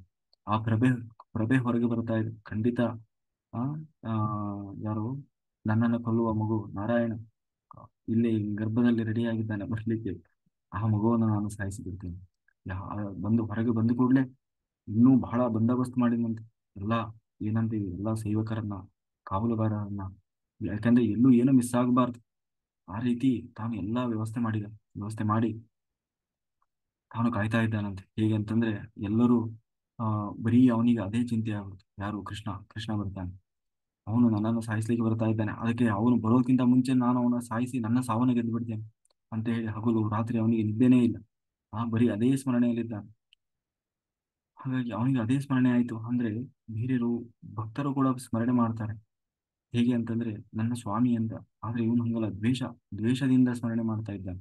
ಹಾಗಾಗಿ ಸ್ಮರಣೆ ಮಾಡೋದ್ರಲ್ಲೂ ಬಹಳ ವ್ಯತ್ಯಾಸ ಇದೆ. ಭಕ್ತಿಯಿಂದ ಸ್ಮರಣೆ ಮಾಡೋದು, ದ್ವೇಷದಿಂದ ಸ್ಮರಣೆ ಮಾಡೋದು. ಹಾಗೆ ಹೀಗೆ ಈ ಕಂಸ ಅದನ್ನೇ ಭಕ್ತಿಯಿಂದ ಮಾಡಿದ್ರೆ ಮೋಕ್ಷಕ್ಕೆ ಹೋಗ್ತಾ ಇದ್ದ, ಬದಲಾಗಿ ತಾನು ದ್ವೇಷದಿಂದ ಮಾಡ್ತಾ ಇದ್ದ. ತಾನು ಹೀಗೆ ಆ ಗರ್ಭ ಆ ಒಳಗೆ ಇರುವಾಗ ಎಲ್ಲಾ ದೇವತೆಗಳು ಬಂದು ಪ್ರಾರ್ಥನೆ ಮಾಡಿದ್ರಂತೆ. ಯಾಕೆಂದ್ರೆ ನಾವು ಕೂಡ ಮುಂದೆ ಆ ಅವತಾರ ಮಾಡಿ ಬರಬೇಕಾಗಿದೆ. ಅವಾಗ ಈ ಗರ್ಭವಾಸ ದುಃಖ, ನಾವು ಹೆಂಗೆ ಕಪಿಲವಾಸ ದೇವನ ಉಪದೇಶ ಹೇಳುವಾಗ ಹೇಳಿದ್ವಿ, ಒಂದು ಮಗು ತಾನು ಗರ್ಭದೊಳಗೆ ಎಷ್ಟು ಹಿಂಸೆಯನ್ನು ಅನುಭವಿಸ್ತದೆ, ಅದೊಂದು ನರಕ. ಆ ಕತ್ತಲೆ ಕೋಣೆಯಲ್ಲಿ ಅಷ್ಟು ತಿಂಗಳು ತಾನು ತನ್ನ ಮೊಲದಲ್ಲೇ ತನ್ನ ಮೂತ್ರದಲ್ಲೇ ಇದ್ದು ಎಷ್ಟು ಕಷ್ಟಪಡ್ತದೆ, ಅದನ್ನ ಗರ್ಭವಾಸ ದುಃಖ ಅಂತ ಹೇಳ್ತಾರೆ. ಹಾಗೆ ಅಂತಹ ಗರ್ಭವಾಸ ದುಃಖ ನಮಗೆ ಬರದೇ ಇರಲಿ, ಅದರಿಂದ ನಾವು ಆ ಅನುಭವಿಸದಿರಲಿ ಅಂತ ಹೇಳಿ ಎಲ್ಲಾ ದೇವತೆಗಳು ಬಂದು ಪ್ರಾರ್ಥನೆ ಮಾಡಿದ್ರು. ಕೊನೆಗೆ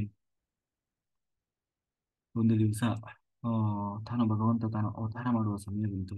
ಅವತಾರ ಮಾಡಬೇಕು ಅಂತ ಅನಿಸ್ತು. ಆ ಸಮಯ ತುಂಬಿ ಬಂದಾಗ ಈ ಕಡೆ ಆ ಕಂಸನು ಕೂಡ ಬಹಳ ಎಚ್ಚೆತ್ತುಕೊಂಡಿದ್ದ, ಬಹಳ ಜಾಗೃತನಾಗಿ ತಾನು ಎಲ್ಲಾ ಕಡೆ ಅವನು ವ್ಯವಸ್ಥೆ ಮಾಡಿದ್ದ. ಹೀಗೆ ಕಾಯ್ತಾ ಕೊಡ್ತಾ ಇನ್ನೇನು ಆ ದೇವಕಿ ತಾನು ಹಡಿಯುವ ಸಮಯ ಬಂತು. ಕೂಡ್ಲೇ ಆ ಮಗುವನ್ನು ನಾನು ಕೊಂದು ಬಿಡ್ತೇನೆ ಅಂತ ಹೇಳಿ ತಾನು ಕಾಯ್ತಾ ಇದ್ದಾನೆ. ಒಂದು ಭಾದ್ರಪದ ಮಾಸದ ರೋಹಿಣಿ ನಕ್ಷತ್ರ,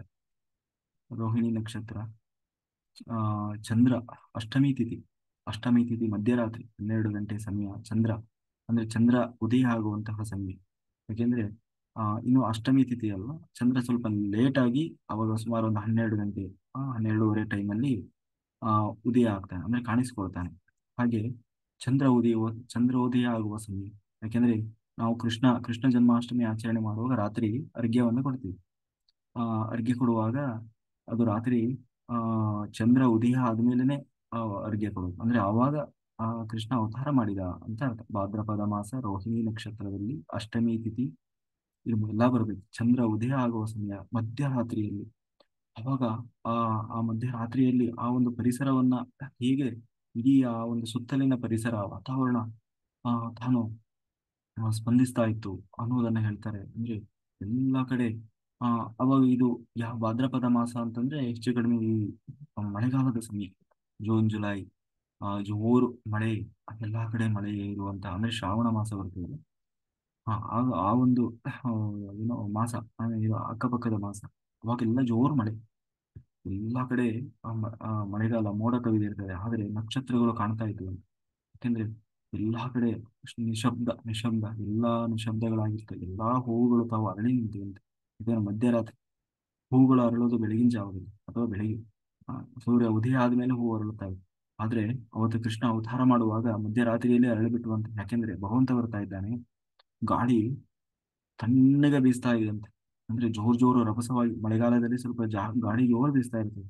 ಅಂದ್ರೆ ಈ ಕೃಷ್ಣ ಅವತಾರ ಮಾಡುವಾಗ ಆ ಎಲ್ಲಾ ಏನು ನಿಧಾನ ಬೀಸ್ತಾ ಇದೆ ಅಂತ. ಎಲ್ಲಾ ಕಡೆ ನದಿಗಳು, ಆ ನದಿ ಕೆರೆ ಎಲ್ಲಾ ಕಡೆ ಬೋರ್ ಗರಿತಾ ಇದೆ ಅಂತ. ಏನೋ ನೀರುಗಳು ತುಂಬಿ ಹರಿಯುವಂತಹ ಸಮಯ, ನೀರು. ಆಗ ಆ ತಾನು ಭಗವಂತ ತಾನು ಅವತಾರ ಮಾಡಿ ಬರ್ತಾ ಇದ್ದಾನೆ. ಹೇಗೆ ಬಂದ ಅಂತಂದ್ರೆ, ತಾನು ಅವತಾರ ಮಾಡುವ ಸಮಯ ಬಂತು. ಆಗ ತಾನು ಗರ್ಭದಿಂದ ಹೊರಗೆ ಬರ್ತಾ ಇದ್ದಾನಂತೆ. ಹೇಗೆ ಅಂತಂದ್ರೆ, ಶಂಖಚಕ್ರ ಗದಾಧಾರಿಯಾಗಿ ಚತುರ್ಭುಜನಾಗಿ, ಸಾಮಾನ್ಯ ಮಗು ಬಂದ ಹಾಗೆ. ಯಾಕೆಂದ್ರೆ ನಾನು ಎಲ್ಲರ ಹಾಗೆ ನಾನು ಸಾಮಾನ್ಯ ಅಲ್ಲ. ನಾನು ಸಾಕ್ಷಾತ್ ಭಗವಂತ ಅನ್ನೋದನ್ನ ತೋರಿಸ್ಲಿಕ್ಕಾಗಿ ತಾನು ಪೀತಾಂಬರವನ್ನ ಹುಟ್ಟು ಒಳಗಡೆಯಿಂದಲೇ ತಾನು ಬರುವಾಗಲೇ ಪೀತಾಂಬರವನ್ನ ಹುಟ್ಟು, ಆ ಕೌಸ್ತಂಬರ ಮಣಿಯನ್ನ ತೊಟ್ಟವನಾಗಿ, ಶಂಖಚಕ್ರ ಚತುರ್ಭುಜನಾಗಿ, ಶಂಖ ಚಕ್ರ ಗದಾ ಪದ್ಮವನ್ನ ಹಿಡಿದು ಆ ತಾನು ಶೋಭಿಸ್ತಾ ತಾನು ಗರ್ಭದಿಂದ ಹೊರಗೆ ಬಂದಂತೆ. ಬಂದ ಕೂಡಲೇ ಅವರಿಗೆಲ್ಲ ಆಶ್ಚರ್ಯ ಆಗಿ ಹೋಯ್ತು. ಏನಿದೆ ಮಗು ಹೀಗೆಲ್ಲ ಬಂತಲ್ಲ ಅಂತೇಳಿ. ಕೂಡಲೇ ಭಗವಂತ ತಾನು ದಿವ್ಯ ಪುರುಷನಾಗಿ, ಅಂದ್ರೆ ತನ್ನ ಸಂಪೂರ್ಣ ರೂಪವನ್ನು ತೋರಿಸಿದ. ಯಾಕೆ ಆ ಕೂಡಲೇ ಆ ಎಲ್ಲರೂ ಸಾಮಾನ್ಯವಾಗಿ ಮಗು ಹೊರಗಡೆ ಬರುತ್ತಿದ್ದ ಹಾಗೇನೆ ಎಲ್ಲಾ ಮಕ್ಕಳು ಅಳ್ತಾರೆ. ಆದ್ರೆ ಈ ಮಗು ನಗತಾ ನಗತಾ ಬಂದಿದೆ ಅಂತ. ಯಾಕೆಂದ್ರೆ ಜಗತ್ತಿಗೆ ನಗುವನ್ನ ಪರಿಚಯ ಮಾಡಿಸ್ಲಿಕ್ಕೆ ಅಂತ ಬಂದವನು ನಾನು. ನಾನೇ ಹೇಗೆ ನಾನೇ ನಾನೇ ಯಾಕೆ ಹೇಳಬೇಕು ಅಂತ.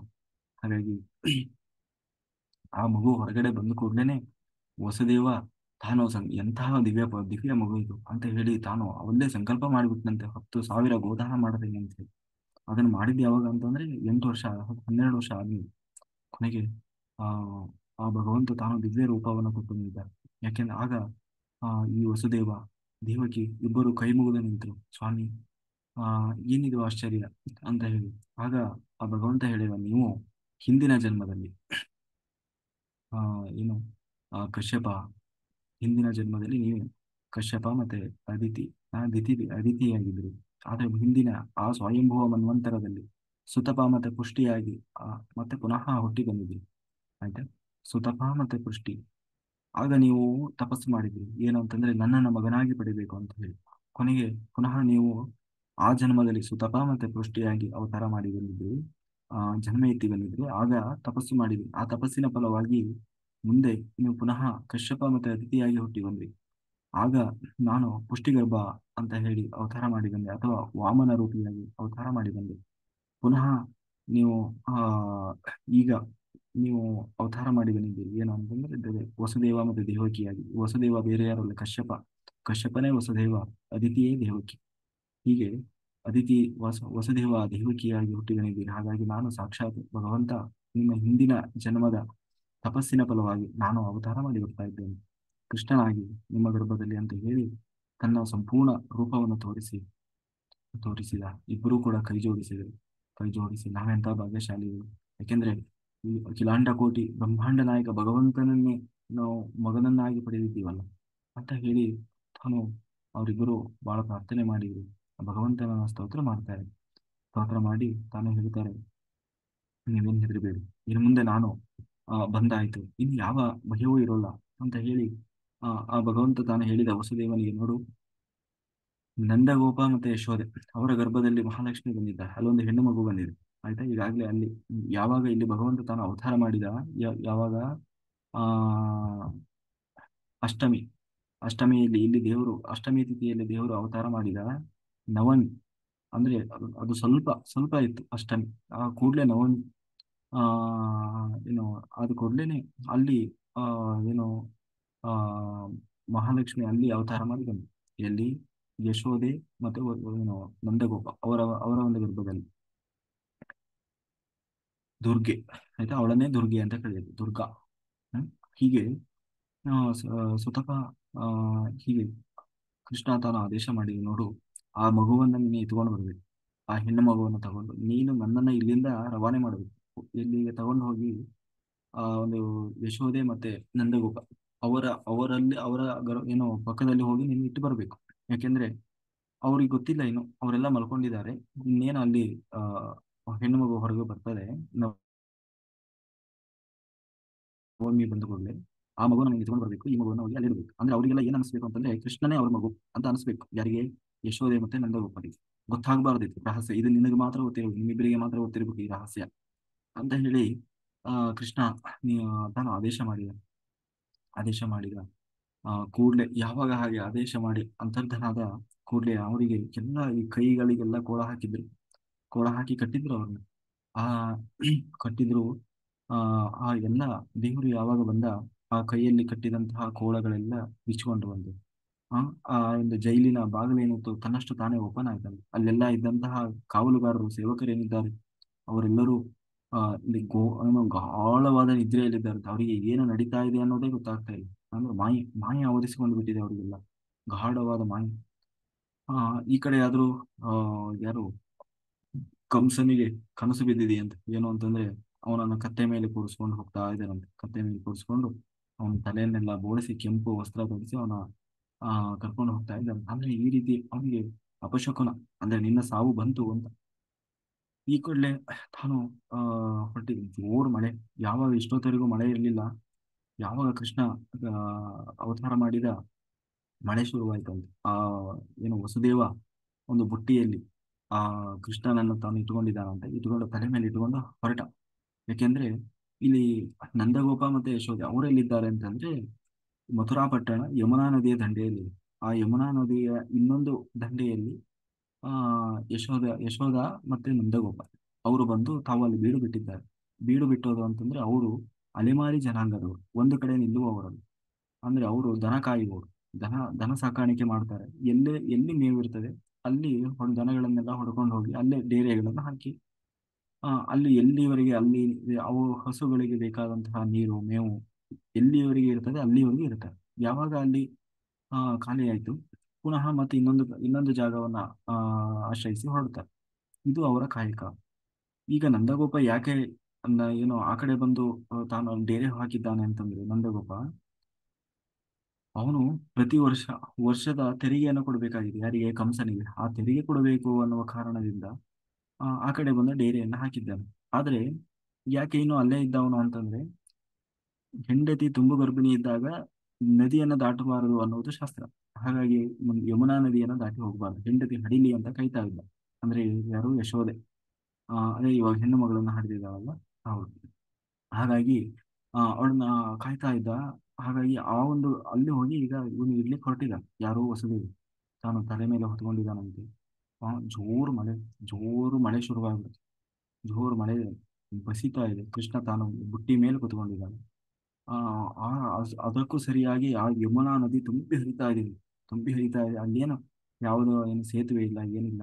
ಈ ತುಂಬಿ ಹರಿಯುವ ಏನೋ ನದಿಯಲ್ಲಿ ಹೇಗಪ್ಪ ದಾಟೋದು ಅಂತ ಹೇಳಿ ವಸುದೇವನಿಗೆ ಯೋಚನೆ ಬಂದ ಕೂಡಲೇ ಅವನು ಅನ್ಕೊಂಡ, ಅಲ್ಲ ಭಗವಂತನ ನಾಮ ಸ್ಮರಣೆ ಹಿಡ್ಕೊಂಡ್ರಿ ಭಗವಂತನನ್ನ ಆ ಆಶ್ರಯಿಸಿದ್ರೆ ಈ ಬಹುಬಂಧನದ ಸಮುದ್ರ ಸಾಗರವನ್ನೇ ದಾಟಿಸ್ತಾನಂತ. ಈ ನದಿ ದಾಟಿಸಲ್ಲ, ಆ ದೇವರನ್ನೇ ನಾನು ಕೈಯಲ್ಲಿ ಹಿಡ್ಕೊಂಡಿದ್ದೇನೆ, ಆ ಈ ನದಿ ದಾಟಿಸ್ತಾ ಇರ್ತಾನ ಅಂತ ಹೇಳಿ ಆ ಆ ದೇವರನ್ನ ಹಿಡ್ಕೊಂಡು ತಾನು ಹೊರಟ. ಆ ನದಿಯಲ್ಲೇ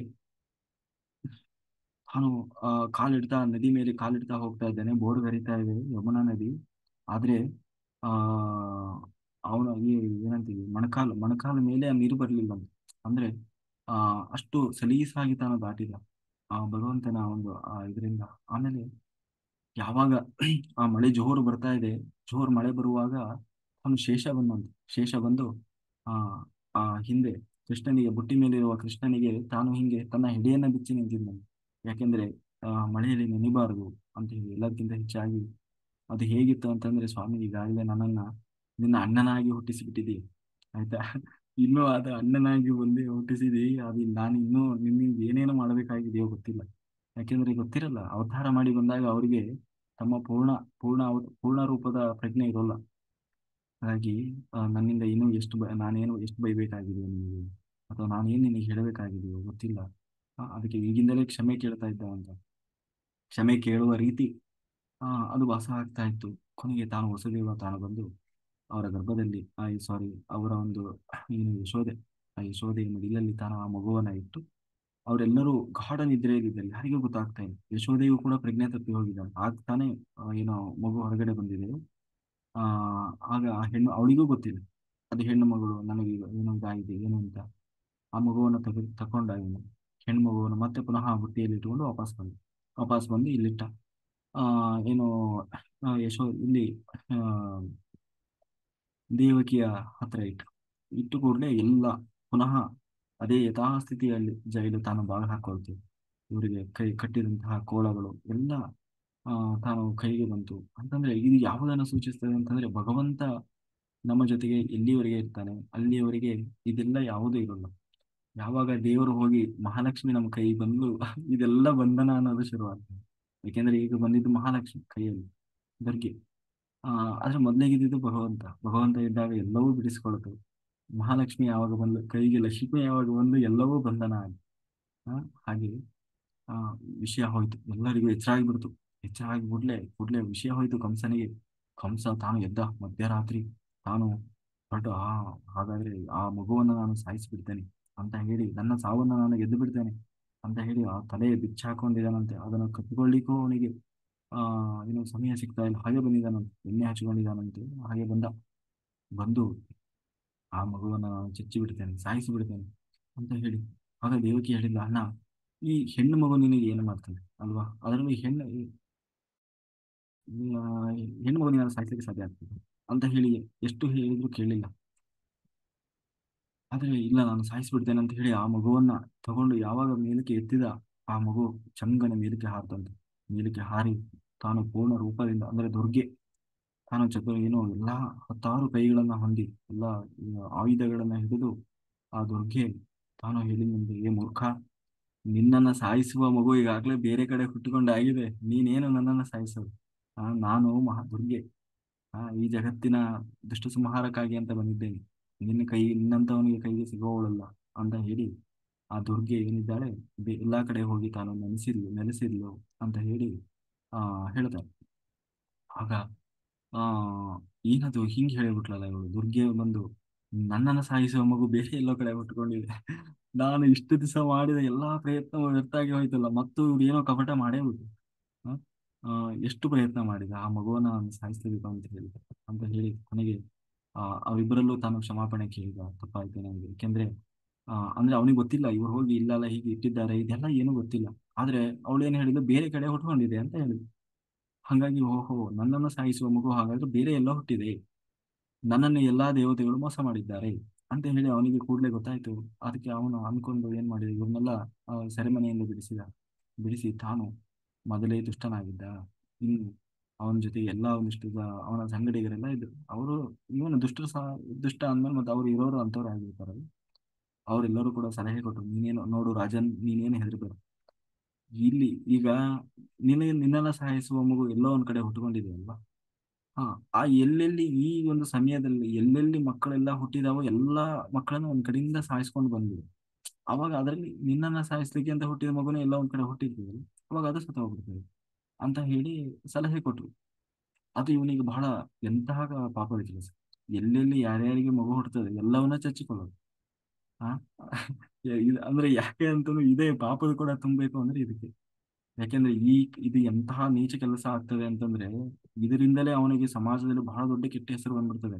ಮುಂದೆ ಕೃಷ್ಣ ಇವನನ್ನ ಕೊಂದಾಗಲೂ ಕೂಡ ಜನ ಕೃಷ್ಣನನ್ನ ಅಪವಾದ ಮಾಡ್ಲಿಲ್ಲ. ಯಾಕೆಂದ್ರೆ ತನ್ನ ಸ್ವಂತ ಮಾವನನ್ನೇ ಕೊಂದ ಅಂತ ಯಾರು ಹೇಳಿಲ್ಲ. ಯಾಕೆಂದ್ರೆ ಇಂಥ ನೀಚ ಮೊದಲು ಸಾಯ್ಬೇಕಿತ್ತು ಅಂತ ಅನ್ನುವಷ್ಟು. ಯಾಕೆಂದ್ರೆ ಸಣ್ಣ ಸಣ್ಣ ಹುಟ್ಟಿದ ಮಕ್ಕಳನ್ನ ಚಚ್ಚಿಕೊಳ್ಳೋದು ಅಂದ್ರೆ ಏನದು ಅಲ್ವಾ.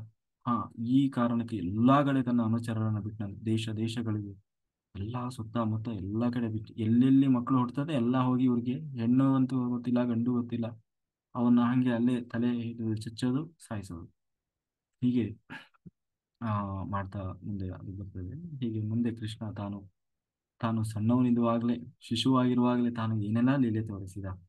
ಹೀಗೆ ತಾನು ಅವನು ಬಂದಿದ್ದೇ ದುಷ್ಟ ಸಂಹಾರಕ್ಕಾಗಿ, ಧರ್ಮ ರಕ್ಷಣೆಗಾಗಿ. ತನ್ನ ಧರ್ಮ ರಕ್ಷಣಾ ಕಾರ್ಯ, ದುಷ್ಟ ಸಂಹಾರದ ಕಾರ್ಯವನ್ನು ಹೇಗೆ ತಾನು ಮುಂದೆ ಮಾಡಿದ ಅನ್ನೋದನ್ನ ನಾವು ನಾಳೆ ದಿವಸ ನೋಡೋಣ ಅಂತ ಹೇಳಿದ್ರೆ ಕಾಯಿನ ವಾಚ ಮನಸೇಂದ್ರಿಯ ಇರುವ ಬುದ್ಧಾತ್ಮನಾವ ಪ್ರಕೃತಿ ಸ್ವಭಾವತ್ ಕರೋಮಿ ವಿದ್ಯುತ್ ಸಕಲಂ ಪರಸ್ಮೈ ನಾರಾಯಣಾಯತಿ ಸಮರ್ಪಯಾಮಿ.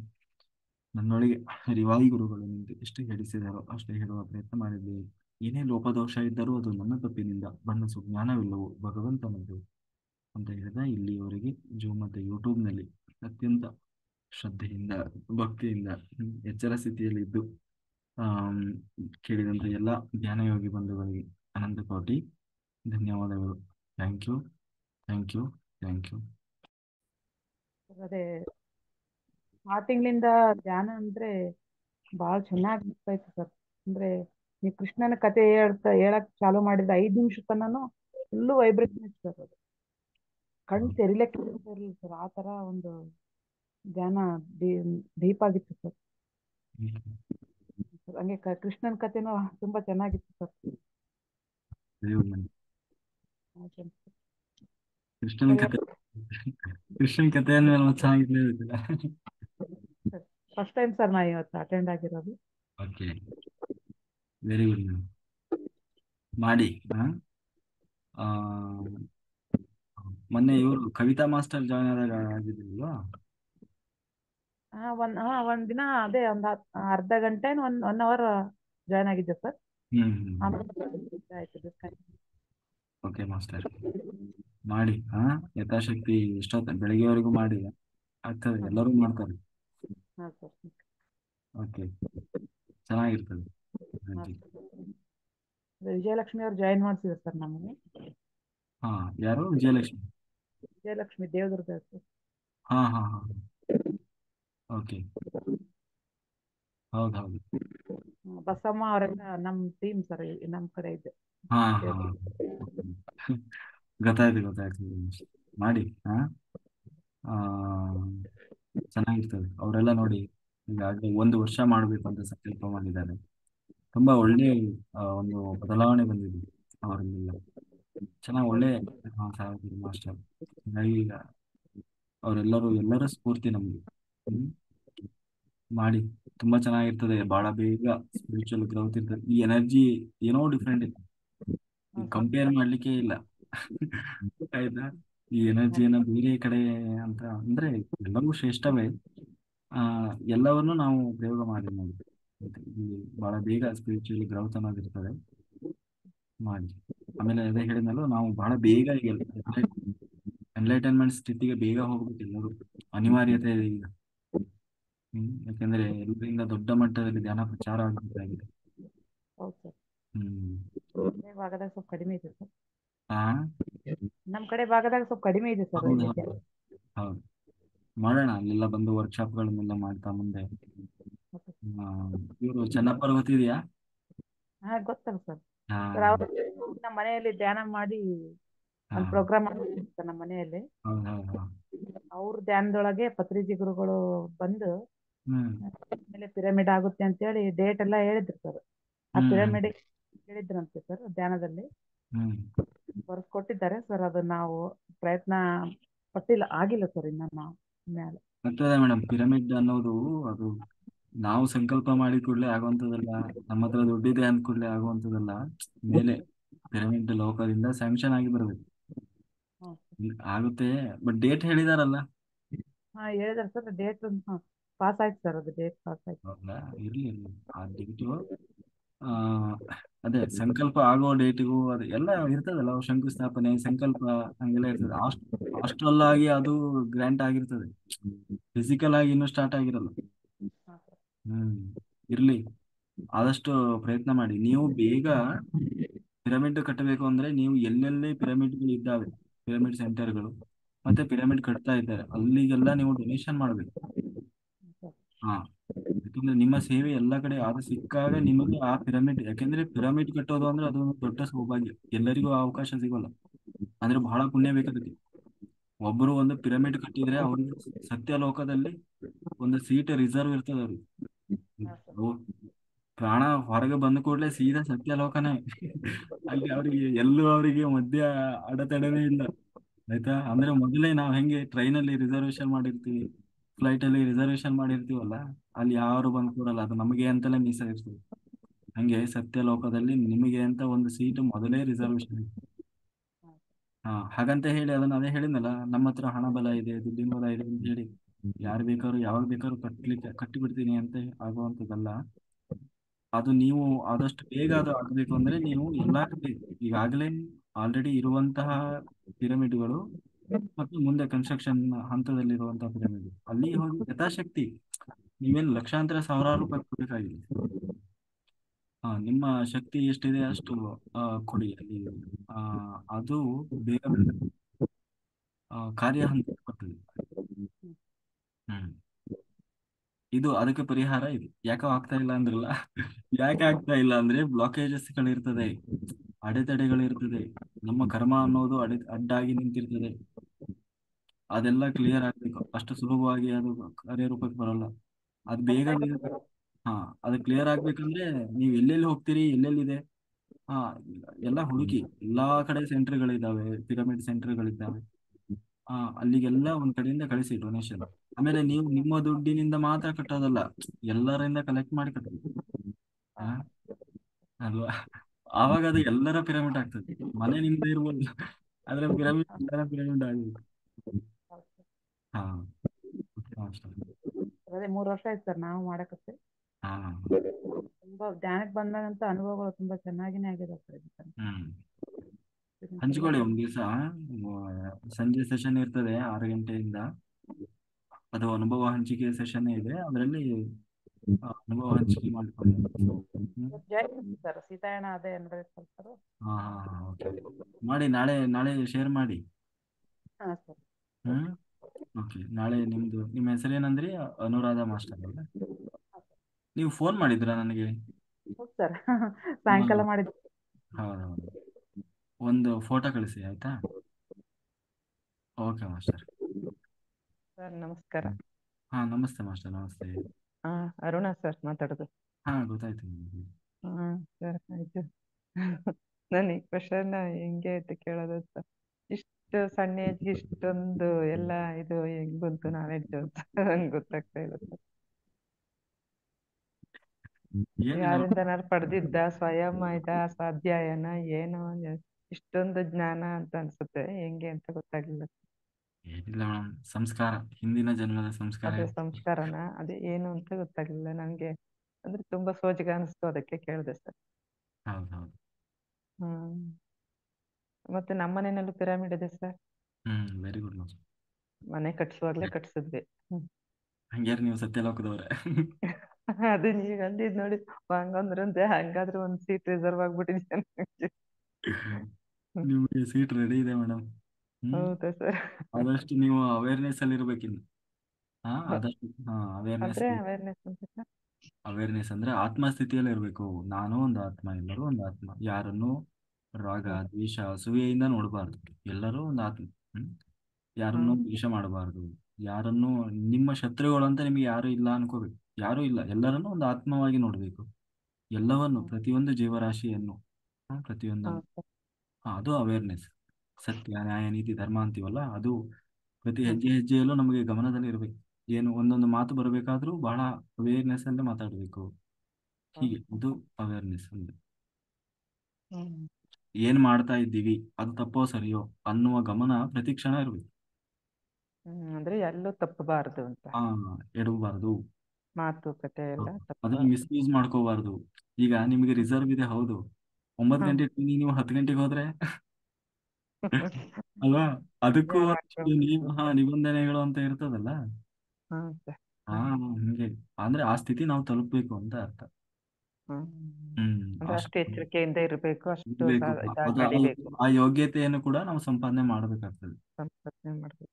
ಹ್ಮ್ ನಾನು ಇವತ್ತು 3ನೇ ದಿನ ಅಟೆಂಡ್ ಆಗ್ತಾ ಇರೋದು ಸರ್. ನಾ first day full hole night ಇದ್ದಿದ್ದೆ ಅಂತ ಹೇಳಿದ್ನಲ್ವಾ. ನಿನ್ನೆ ನನಗೆ ಅರ್ಧ ರಾತ್ರಿಗೇನೆ ಸ್ವಲ್ಪ ಅರ್ಧಂಬರ್ಧ ಎಚ್ಚರ ಆ ಥರ ಆಗ್ತಾ ಇತ್ತು. ಆಮೇಲೆ ಇದು ಏನ್ ಹೇಳಿ ಇದು ಚಕ್ರ ಎನರ್ಜೈಸ್ ಮಾಡ್ತಾ ಇದ್ರಲ್ಲ, ಅವಾಗ ತುಂಬಾ ಭಾರ ಅನಿಸ್ತಾ ಇದೆ ಸರ್. ಆಮೇಲೆ ಇನ್ನೇನು ಹೇಳ್ಬೇಕು ಅನ್ಕೊಂಡೆ. ಮತ್ತೆ ಅರ್ಧ ದಿನಕ್ಕಷ್ಟೇ ಆಯ್ತು ಅಂದ್ರು. 1 ದಿಂದ 5 ಗಂಟೆವರೆಗೂ ಎಚ್ಚರ ಇದ್ದೆ ಸರ್. ಆಮೇಲೆ ಹೋಗಿ ಮಾಡ್ಕೊಂಡ್ಬಿಟ್ಟೆ ಸರ್. ಹ್ಮ್ ಇರ್ಲಿ. ಫಸ್ಟ್ ಏನು ಇರ್ಲಿಲ್ಲ, ಚೆನ್ನಾಗಾಯ್ತು. ಇದು ಸ್ವಲ್ಪನೂ ಏನೋ ಇದಾಗ್ಲಿಲ್ಲ, ಫುಲ್ ಕಾನ್ಶಿಯಸ್ ಆಗೇ ಇದ್ದೆ ಫಸ್ಟ್. ನಿನ್ನೆ ಆ ಥರ ಆಯ್ತು ಸರ್, ಇವತ್ತು ನೋಡ್ಬೇಕೇನಾದ್ರು. ಹ್ಮ್ ಅದೇ ಹಿಂದೆ ಏನಾಯ್ತು, ನಿನ್ನೆ ಏನಾಯ್ತು, ಮೊನ್ನೆ ಏನಾಯ್ತು ಅದು ಬೇಕಾಗಿಲ್ಲ, ಬೇಡ. ಇವತ್ತಿಂದ ನಾನು ಚೆನ್ನಾಗಿ ಮಾಡ್ತೀನಿ ಅನ್ನೋದು ಇರ್ಬೇಕಷ್ಟೆ. ಆಮೇಲೆ ನಾವು ಹೇಳಿದ್ನಲ್ಲ, ಈ ಯಾವುದೂ ಅಲ್ಲ, ಮೆಂಟಲಿ ನಮ್ಮ ದೇಹ, ನಾವು ಅಷ್ಟು ದಿವಸದಿಂದ ಧ್ಯಾನ ಮಾಡಿದೀವಿ, ಇದು ಯಾವುದೂ ಮ್ಯಾಟ್ರ್ ಅಲ್ಲ. ನಾವು ಮಾನಸಿಕವಾಗಿ ತಯಾರಾಗ್ಬೇಕು. 41 ದಿವಸ ನಾನು ಮಾಡೇ ಮಾಡ್ತೀನಿ ಅಷ್ಟೇ, ಅದೇನಾಗ್ತದೋ ಆಗ್ಲಿ ನೋಡೋಣ ಅಂತ ಹೇಳಿ ಚಾಲೆಂಜ್ ಆಗಿ ನಾವು ತಗೊಂಡಾಗ ಎಲ್ಲರಿಗೂ ಸಾಧ್ಯ ಆಗ್ತದೆ. ಇಲ್ಲಾಂದ್ರೆ ನೀವು ಅರ್ಧಂಬರ್ಧ ಮನಸ್ಸು, ಸಣ್ಣ ಮನಸ್ಸು ಇದ್ರೆ ಏನಾಗ್ತದೆ, ಧ್ಯಾನ ಮಾಡುವಾಗ ಒಂದ್ ಕಡೆ ಎಲ್ಲೋ ಮನ್ಸಲ್ಲಿ ಬರ್ತದೆ, ಅಯ್ಯೋ ಸಾಕು ಮಾಡ್ಕೊಳ್ಳೋಣ. ಅದ್ರಲ್ಲಿ ನೀವು ಬೆಡ್ ನೋಡಿ ನೋಡಿದಂಗೆ ಅನಿಸ್ತಾ ಇರ್ತದೆ ಅದು. ಸುಮ್ನೆ ಹೋಗಿ ಅದಕ್ಕೆ ಮಲ್ಕೊಂಡ್ಬಿಡಿ. ಬೆಡ್ ಅಲ್ಲಿ ಇಲ್ಲ ಸರ್, ಹಾಲಲ್ಲೇ ಕುತ್ಕೊಂಡ್ಬಿಟ್ಟಿದೀನಿ.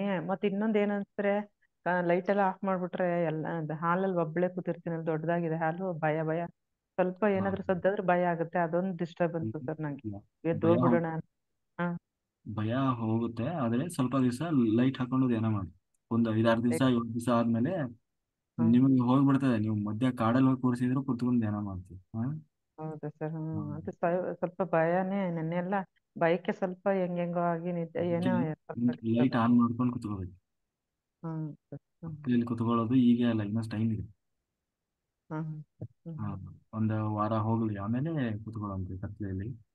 ಹಾ. ಲೈಟ್ ಆಫ್ ಮಾಡಿ. ಹಾ, ಲೈಟ್ ಇದ್ರೆ ನಮಗೆ ಹಂಗ ಅನ್ಸ. ಆಮೇಲೆ ಅದು ಕೆಲವು ಯಾರೋ ಒಬ್ರು ಹೇಳ್ತಿದ್ರಂತೆ, ಏನೋ ಬಂದಂಗೆ ಆಗ್ತದೆ, ಯಾರೋ ಸುತ್ತಾಡಿದೆ. ಅದೆಲ್ಲ ನಮ್ಮ ಇಮ್ಯಾಜಿನೇಷನ್, ಭ್ರಮೆ ಅದು. ಯಾರು ಬರೋಲ್ಲ, ಯಾರು ಸುತ್ತಾಡೋದು ಇಲ್ಲ. ಸ್ವಲ್ಪ ಏನಾದ್ರೆ ಅಯ್ಯೋ ಯಾರ ಬಂದ್ರ ಅಂತಾನೆ ಯಾರೋ ಬಂದ್ರ, ಅನ್ಸುತ್ತೆ. ಹ್ಮ್ ಯಾರಾದ್ರೂ ನಮ್ಮ ಪಕ್ಕದಲ್ಲಿ ನಾವು ಬಂದು ಕಣ್ಣು ಮುಚ್ಕೊಂಡು ಕೂತ್ಕೊಂಡು. ಕುತ್ಕೊಂಡ್ಬಿಟ್ಟಿದೀವಿ, ಕತ್ಲೆ ಇದೆ, ಕಣ್ಣು ಮುಚ್ಕೊಂಡು ಕುತ್ಕೊಂಡ್ಬಿಟ್ಟಿದೀವಿ, ಯಾರಾದ್ರೂ ಬಂದ್ರ ಅಂತ ಆ ಥರನೇ ಅನ್ಸುತ್ತೆ. ಅದು. ಆಮೇಲೆ ಏನೇನೋ ಸ್ವಲ್ಪ ಸೆನ್ಸೇಷನ್ ಆಗ್ತಾ ಇತ್ತು ಅನ್ನಲ್ಲ ಸರ್, ಹಾ. ಸ್ಮೆಲ್ಲಿಂಗು ಅದೇ. ಅವತ್ತೆಲ್ಲ ಇದು ಒಂದು. ಆಮೇಲೆ ಇದು ಬೆಳ್ಳುಳ್ಳಿ ವಾಸನೆ, ಒಂದ್ಸರಿ ಎಲ್ಲ ಬೆಳ್ಳುಳ್ಳಿದೇ ವಾಸನೆ ಬಂದಂಗ ಆಯ್ತು. ಹ್ಮ್. ಹ್ಮ್. ಒಂದ್ಸರಿ ಎಲ್ಲ ಒಂದು ಅಂದ್ರೆ ಒಳ್ಳೆ ಸೆನ್ಸ್ ಬಂದಂಗ ಆಯ್ತು. ಆತರ ಹ್ಮ್. ಎಲ್ಲ ಫೀಲ್ ಆಗ್ತಾ ಇತ್ತಲ್ಲ. ಯಾರು ಹ್ಮ್. ಇಲ್ಲ ಇಲ್ಲೆಲ್ಲ ಏನ್ ವಾಸನೆ ಬರ್ತದೆ, ಯಾರ ಹತ್ರ ಗಂಧದ ಕಡ್ಡಿ ಹಚ್ಚಿದ್ರ ಅಂತ ಆತರ ಎಲ್ಲ ಅನಿಸ್ತಾ ಇತ್ತು ಸರ್. ಅದೇ, ಅದೆಲ್ಲ ಹೀಲಿಂಗು ಇರ್ತದೆ, ಹೀಲಿಂಗ್ ಪ್ರೊಸೆಸ್ ಇರ್ತದೆ. ಹ್ಮ್ ಹಂಗಾಗಿ ಹ್ಮ್ ಅದೇ, ಅದು ಒಂದು ಇಮ್ಯಾಜಿನೇಷನ್. ಅದನ್ನ ನೀವು ಅದನ್ನೇ ಇಲ್ಲಿ ಅದೇ ಸಾಧಿಸೋದು ಅಲ್ವಾ. ರಾತ್ರಿ ಧ್ಯಾನದಲ್ಲಿ ಮೇಜರ್ ಆಗಿ ಆಗೋದೇ ಭಯ ಅನ್ನೋದು ಹೋಗ್ತದೆ ಮೊದಲು. ಭಯ ಹೋಗಿ ಧೈರ್ಯ ಬರ್ತದೆ. ಬರೀ ಅದು ಒಂದೇ ಭಯ ಅಲ್ಲ, ಕೆಲವರು ಎಷ್ಟೋ ಜನ ಮನೆ ಬಿಟ್ಟು ಹೊರಡದವರು ಇವತ್ತು ಕಡ್ತಾಲ್ವರೆಗೂ ಹೋಗಿ ಹೋಗಿ ಬರೋರಿಗೆ. ಈಗ ನೋಡ್ರಿ, ವಿಜಯಲಕ್ಷ್ಮಿ ಮೇಡಮ್ ಈ ಕುಂಭಮೇಳಕ್ಕೆ ಹೋಗಿದೆ, ಮನೆ ಬಿಟ್ಟು ಹೋಗಿದವರು. ಹ್ಮ್ ಹಾ, ಆ ಮಟ್ಟ ಆ ಮಟ್ಟಕ್ಕೆ ನಮ್ಮನ್ನ ತಯಾರು ಮಾಡ್ತದೆ. ಈಗ ನಮ್ಮ ಯಶೋಧ ಮಾಸ್ಟರ್ ಇದೆ, ಯಶೋಧ ಮಾಸ್ಟರು ಅವರು ಮನೆ ಬಿಟ್ಟು ಎಲ್ಲಿಗೂ ಹೋದವ್ರನ್ನ, ಅವ್ರು ಕಡ್ತಾಲ್ವರೆಗೂ ಒಬ್ಬೊಬ್ಬರೇ ಹೋಗಿದ್ದಾರೆ, ಹೈದರಾಬಾದ್ವರೆಗೂ ಒಬ್ಬೊಬ್ಬರೇ ಹೋಗಿ ಬರ್ತಾರೆ. ಸರ್, ನಾನು ಹಾ. ಅಷ್ಟೇ ಧ್ಯಾನಕ್ಕೆ ಬರೋಕ್ ಮೊದ್ಲೇ ಎಲ್ಲೂ ಹೋಗ್ತಾ ಇರಲಿಲ್ಲ ಸರ್. ಸ್ವಲ್ಪ ಧ್ಯಾನಕ್ಕೆ ಇದು ಹ್ಮ್. ಕನೆಕ್ಟ್ ಆದ್ಮೇಲೆ ಸ್ವಲ್ಪ ಆ ಕಡೆ ಈ ಕಡೆ ಹೋಗ್ತಾ ಇದ್ದೀನಿ ಸರ್ ನಾನು. ಅಂದ್ರೆ ಅದೇ ಆ ಧೈರ್ಯ, ಆ ಗಟ್ಟಿತನ ಅನ್ನೋದು ಬರ್ತದೆ. ಹ್ಮ್ ಅದು ಬಹಳ ಬೇಗ ಬರ್ತದೆ. ಹಾ. ಹ್ಮ್. ಮತ್ತೆ ನಾನು ಅದು ಅಷ್ಟೆಲ್ಲ ಇದಿಲ್ಲ ನಾನು ಸರ್. ಇದು ಮೊನ್ನೆ ಎಲ್ಲ 6:30 ಆದ್ರೂ ಮುಗಿಲಿಲ್ವಲ್ಲ ಸರ್. ಅದಕ್ಕೆ ಅಷ್ಟೊತ್ತು 9 ಇಂದ ಸ್ಟಾರ್ಟ್ ಮಾಡಿ 6:30 ಆದ್ರೂ ಮುಗಿಲ್ಲ. ಸ್ವಲ್ಪ ಬೇಗ ಮುಗಿಸಿದ್ರೆ ಒಳ್ಳೇದೇನೋ ಅಂತ. ಅದ್ ನೀವು ಎಕ್ಸಸೈಸ್ ಆದ್ಮೇಲೆ ಹ, ಒಂದು 15 ನಿಮಿಷ ಧ್ಯಾನ ಮಾಡೋದು ಅಷ್ಟೇ, ಆಮೇಲೆ ನೀವು ಹೋಗ್ಬೋದು. ಹ್ಮ್. ಅದೇ 7 ವರ್ಗೂ ಆಗ್ಬಿಡುತ್ತೆ, 7 ವರ್ಗೂ ಆಗುತ್ತೆ, ಹಾ, ಸ್ವಲ್ಪ ಲೇಟ್ ಕೆಲವರು ಆಗುತ್ತೆ. ಏನಾಗ್ತದೆ, ಕೆಲವರು ಬೆಳಗಿನ ಜಾವ ಜಾಯ್ನ್ ಆಗಿರ್ತಾರೆ, ಹಾ. ಅವ್ರೇನು ಕಂಟಿನ್ಯೂ ಮಾಡ್ತಾ ಇರ್ತಾರೆ. ಆ ಓ ಹಂಗ ಮಾಡೋರು ಸರ್. ಮಾಡ್ಲಿ ಅಂತ ಹೇಳಿ ನಾವು ಹಾಗೆ ಬಿಟ್ಟಿರ್ತೀವಿ. ಆಮೇಲೆ ನಾನು ಹೌದಾ ಅವಾಗ ಧ್ಯಾನ ಕೂತ್ಕೊಂಡಿರ್ತೀನಿ. ಹೌದಾ ಸರ್, ನಾವು ಹಾ. ಲೀವ್ ಆಗ್ಬೋದಾ? ಹಾ, ನೀವು ಎಕ್ಸರ್ಸೈಸ್ ಎಲ್ಲ ಮಾಡ್ತಾ ಇರ್ತೀರಲ್ಲ, ಅವಾಗ ಲೀವ್ ಆಗ್ಬೋದು. ಹಾ, ಎಕ್ಸಸೈಸ್ ಮುಗಿಸಿ. ಹ್ಮ್ ಎಲ್ಲರೂ ಎಕ್ಸಸೈಸ್ ಕಂಪ್ಲೀಟ್ ಮಾಡ್ಬೇಕು, ಯಾಕೆಂದ್ರೆ ಹ್ಮ್ ಅದು ಕೂಡ ಎನರ್ಜಿ ಇರುತ್ತೆ. ಮತ್ತೆ ನೀವು ರಾತ್ರಿ ಎಲ್ಲ ಧ್ಯಾನ ಮಾಡಿರ್ತೀರಿ. ಹ್ಮ್ ಪ್ರತಿಯೊಂದು ಎಕ್ಸಸೈಸ್ ಅಲ್ಲೂ ಮೀನಿಂಗ್ ಇದೆ. ಹಂಗಾಗಿ ಅದನ್ನ ಕಂಪ್ಲೀಟ್ ಮಾಡಿದಾಗಲೇ ನಿಮಗೆ ಒಂದು ರಿಲ್ಯಾಕ್ಸ್ ಅನ್ನೋ ಸಿಗೋದು, ಇಲ್ಲಾಂದ್ರೆ ಮಬ್ಬಿರ್ತೀರಿ.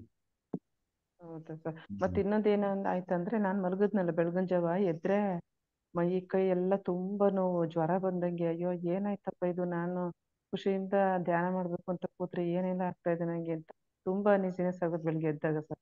7:30ಗೆ ಎದ್ದೆ. ಅದೇ ಅವಾಗ ಮೈ ಕೈ ಎಲ್ಲ ತುಂಬಾ ಬಾಡಿ ಪೇನು, ಜ್ವರ ಬಂದಂಗ ಅನ್ಸಿ ಎದ್ದೇಳಕ್ಕೆ ಆಗ್ತಾ ಇರ್ಲಿಲ್ಲ. ಜ್ವರ. ಆಮೇಲೆ ಎದ್ದು ಓ, ಅದು ಸ್ನಾನ ಜ್ವರ. ಮಾಡಿದ್ಮೇಲೆ ಅದು ಜ್ವರ ಅಲ್ಲ, ಎನರ್ಜಿ. ಮೈ ಬಿಸಿ ಇರ್ತದೆ. ಹಾ, ಮೈ ತುಂಬಾ ಬಿಸಿ, ಮತ್ತೆ ಬಾಡಿ ಪೇನ್, ನಂಗೆ ಒಂಥರ ಭಾರ ಮೈ ಎಲ್ಲ ಆತರ ಆಗ್ತಾ ಇತ್ತು. ಎನರ್ಜಿ ಎದ್ದು ಸ್ವಲ್ಪ ಲಾಸ್ ಆಗಿ, ಹಾ ಎನರ್ಜಿ ಓಡಾಡ್ ಆಮೇಲೆ ಕ್ಲೆನ್ಸಿಂಗ್ ಆಗುವಾಗ ಅದೆಲ್ಲ ಪೇನ್ ಹ್ಮ್. ಬರ್ತದೆ, ಸೆಳೆತ ಎಳೆತ, ಹೌದು. ಮೈ ಎಲ್ಲ ಹೌದು. ಪೇನು. 41 ದಿವಸ ಅದು ನಿರಂತರವಾಗಿ ಹಗಲು ರಾತ್ರಿ ಕಂಟಿನ್ಯೂಸ್ ನಡೀತಾ ಇರ್ತದೆ. ಓ. ಹ್ಮ್. ಹ್ಮ್. ಹಾ, ಹ್ಮ್. ಹಾ, ಹ್ಮ್. ಹ್ಮ್. ನಡೀತಾ ಇರ್ತದೆ. ಹ್ಮ್. ಎಲ್ಲಿ ಇದು ಅದು ನಮಗೆ ಏನಂತೀವಿ, ಯಾವ ರೂಪದಲ್ಲಿ ಬೇಕಾದರೂ ಕ್ಲೆನ್ಸಿಂಗ್ ಅನ್ನೋದು ನಡೀತಾ ಇರ್ತದೆ, ಕ್ಲೀನಿಂಗ್. ಹ್ಮ್. ಈ ಹ್ಮ್. ಕೆಲವರಿಗೆ ದುಃಖ ಬರ್ತದೆ, ಅಳು ಬರ್ತದೆ, ಕೆಲವರು ಬೈತಾರೆ. ಒಟ್ಟಿನಲ್ಲಿ ಕರ್ಮ ಕರ್ಮ ಕ್ಲೀನಿಂಗ್ ಅನ್ನೋದು ನಿರಂತರ ಪ್ರೋಸೆಸ್. ಆಮೇಲೆ ಕೆಲವರಿಗೆ ಡಿಸೆಂಟ್ರಿ ಆಗ್ತದೆ, ಕೆಲವರಿಗೆ ವಾಮಿಂಟ್ ಆಗ್ತದೆ. ಹ್ಮ್. ಡಿಸೆಂಟ್ರಿ ಅಂದ್ರೆ ನಾರ್ಮಲ್ ಡಿಸೆಂಟ್ರಿ ಇರಲ್ಲ. ಹ್ಮ್. ಹ್ಮ್. ಬೆಳಿಗ್ಗೆ ಸೆಷನ್ ಮುಗಿದ ತಕ್ಷಣ ಶುರು ಆದ್ರೆ ಬೆಳಗಿನ ಜಾವ ಮತ್ತೆ ಹ್ಮ್. ರಾತ್ರಿ ಹ್ಮ್. ಸೆಷನ್ ಶುರು ಆಗೋವರೆಗೂ ಇರ್ತದೆ. ಅಂದ್ರೆ ನಾವು ಸ್ಟಾಪ್ ಮಾಡ್ಲಿಕ್ಕೆ ಹೋಗ್ಬಾರ್ದು, ಮಾತ್ರೆ ತಗೊಂಡು ಹಾಸ್ಪಿಟಲ್ಗೆ ಹೋಗಿ, ಯಾಕಂದ್ರೆ ಅದು ಕ್ಲೀನ್ ಆಗ್ಬೇಕು. ಓ ಹಂಗ. ಹ್ಮ್ ಈತ ಆ ರೀತಿ ಕ್ಲೀನ್ ಆಗ್ಬೇಕು. ಹ್ಮ್. ಆಮೇಲೆ ಹ್ಮ್. ಅದು ಹ್ಮ್. ಆ ಟೈಮಲ್ಲಿ ಅದು ನಾರ್ಮಲ್ ತರಾನೇ ಇರೋಲ್ಲ. ಆ ಹ್ಮ್. ಅಂದ್ರೆ ಅಷ್ಟು, ಯಾಕಂದ್ರೆ ಕೆಟ್ಟದ್ದು ಅಂತ ಏನೇನು ಇರ್ತದೆ ಅದೆಲ್ಲ ಕ್ಲೀನ್ ಆಗಿ ಹೋಗ್ತದೆ ಬಟ್ಟೆಯಲ್ಲಿ. ದೈಹಿಕವಾಗೂ ಕ್ಲೆನ್ಸ್ ಆಗ್ತೀವಿ ಅಂತ ಹೌದು, ನಂದು. ಹೌದೌದು. ಆ ತರನು ಅಂದ್ರೆ ಎಲ್ಲರಿಗೂ ಆಗತ್ತೆ, ಸಾಮಾನ್ಯವಾಗಿ ಎಲ್ಲರಿಗೂ ಆಗಿದೆ. ಅಂದ್ರೆ ಹೌದಾ ಸರ್. ಆ ತರ ಮಾಡ್ಬೇಕು ನಾವು, ಮಾಡಿ ಆ ಸ್ಥಿತಿ ತಲುಪಬೇಕು, ಅವಾಗ ಒಂದು ಹಂತಕ್ಕೆ ಬರ್ತೀವಿ. ನಾನು ಓನ್ಲಿ ಮಾನಸಿಕ ಅಂತ ಅನ್ಕೊಂಡಿದ್ದೆ. ಹಂಗಲ್ಲ. ಈ ದೈಹಿಕವಾಗೂ ಕೂಡ ನಾಡಿ ಮಂಡಲ ಶುದ್ಧೀಕರಣ ಆಗ್ತದೆ, ಕಾಯಾನುಪಾಸನ. ಹಾ, ಹ್ಮ್. ಅದಾಗಿ ಆಸನ ಸಿದ್ಧಿ ಆಮೇಲೆ ಸಿಗೋದು, ಮೊದಲೇ ಅಲ್ಲ. ಇವಾಗ ತುಂಬಾ ಇರಿಟೇಷನ್ ಇರ್ತದೆ.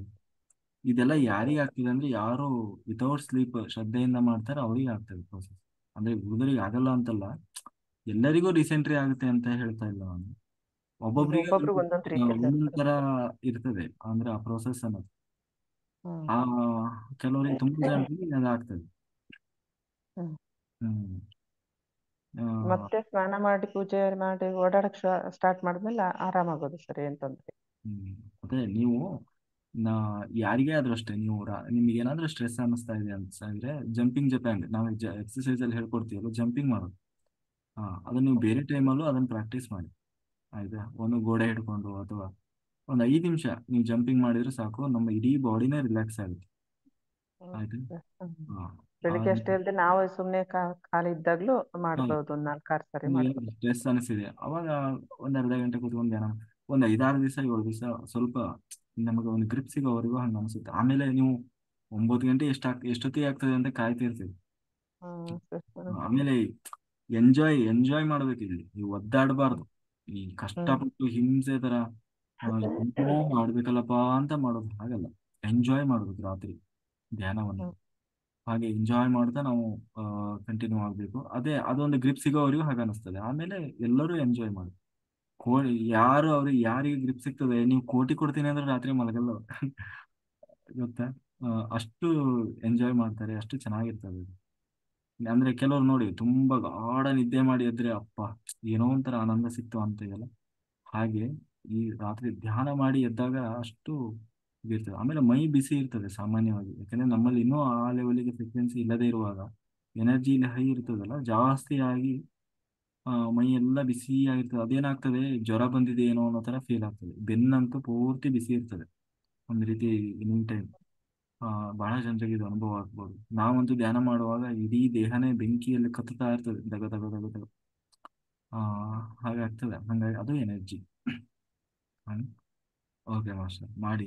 ಅದೆಲ್ಲ ಏನಲ್ಲಿ ಸ್ವಲ್ಪನೂ ಮಲಗಬಾರ್ದ ಸರ್? ಸರ್ ಮಲಗಬಾರ್ದು. ಡೇನ ನೀವು ಮತ್ತೆ ರಾತ್ರಿ ಎಲ್ಲ ಧ್ಯಾನ ಮಾಡಿ ಹಗಲು ಮಲಗಿದ್ರೆ ಮತ್ತೆ ರಾತ್ರಿ ಯಾಕೆ ನಿದ್ದೆ ಇಡೋದು? ಅಲ್ಲ, ಸ್ವಲ್ಪ ಸ್ಟ್ರೈನ್ ಆಯ್ತು ಏನೋ ಅನ್ಸಿದ್ರೆ ಅಂದ್ರೆ ಅಷ್ಟು ಚಿಂತೆ ರೂಢಿ ಧ್ಯಾನ ಆಗ್ಬಿಟ್ಟಿದೆಯಲ್ಲ, ಮಾಡಿ ಒಂದ್ ಸ್ವಲ್ಪ ಹೊತ್ತು ಮಲ್ಗೋಣ ಅಂತ ಮಲಗಬಾರ್ದು. ಕುತ್ಕೊಂಡು ಯೋಗ ನಿದ್ರೆ ಮಾಡಬೇಕು. ನಿಮಗೆ ನಿದ್ದೆ ಬರ್ತಾ ಇದೆ ಅಂತ ಅನ್ಸಿದ್ರೆ ಹೋಗಿ ಚೇರ್ ಮೇಲೆ ಕುತ್ಕೊಂಡು ಬಿಡ್ಬೇಕು ಧ್ಯಾನ. ಹ್ಮ್. ಹಾ, ಯೋಗ ನಿದ್ರೆ ಮಾಡ್ಬೇಕು. ಆಮೇಲೆ ಯಾರು ಕೂಡ ನಿದ್ರೆಯನ್ನ ಬಲವಂತವಾಗಿ ತಡಿಬಾರ್ದು. ಆ ಆ, ನಿದ್ದೆ ಬರ್ತಾ ಇದೆ ಅಂತಂದ್ರೆ ಏನೋ ಹಂಗೆ ಹೀಗೆ ಹಾಗೆಲ್ಲ ಅಲ್ಲ. ಯೋಗ ನಿದ್ರೆ ಮಾಡ್ಬೇಕು, ಕುತ್ಕೊಂಡು ಧ್ಯಾನ, ಚೇರ್ ಮೇಲೆ ಕುತ್ಕೊಂಡು ಧ್ಯಾನ ಮಾಡ್ತಾ ಇರ್ತೀವಿ. ಎಲ್ಲರೂ ಚೇರ್ ಮೇಲೆ ಕೂತೇ ಧ್ಯಾನ ಮಾಡ್ಬೇಕು.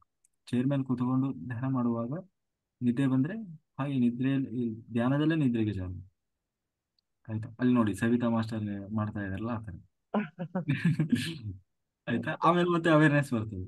ಆದಷ್ಟು ಸ್ಟ್ರೈಟ್ ಆಗಿ ಕೂರ್ಲಿಕ್ಕೆ ಪ್ರಯತ್ನ ಮಾಡಬೇಕು. ಆಯ್ತಾ, ಅಂದ್ರೆ ಬೆನ್ನು ಸ್ಟ್ರೈಟ್ ಇರಬೇಕು.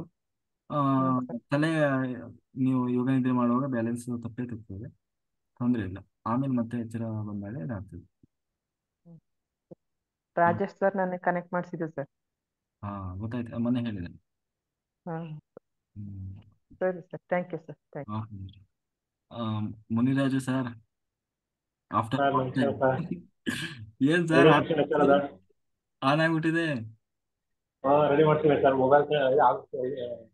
ಮೊಬೈಲ್ ಶಾಪ್ ಹೋಗಿದ್ದೆ, ಬಹಳ ಸರ್ಪ್ರೈಸ್ ಅಲ್ಲೇ ಸರ್.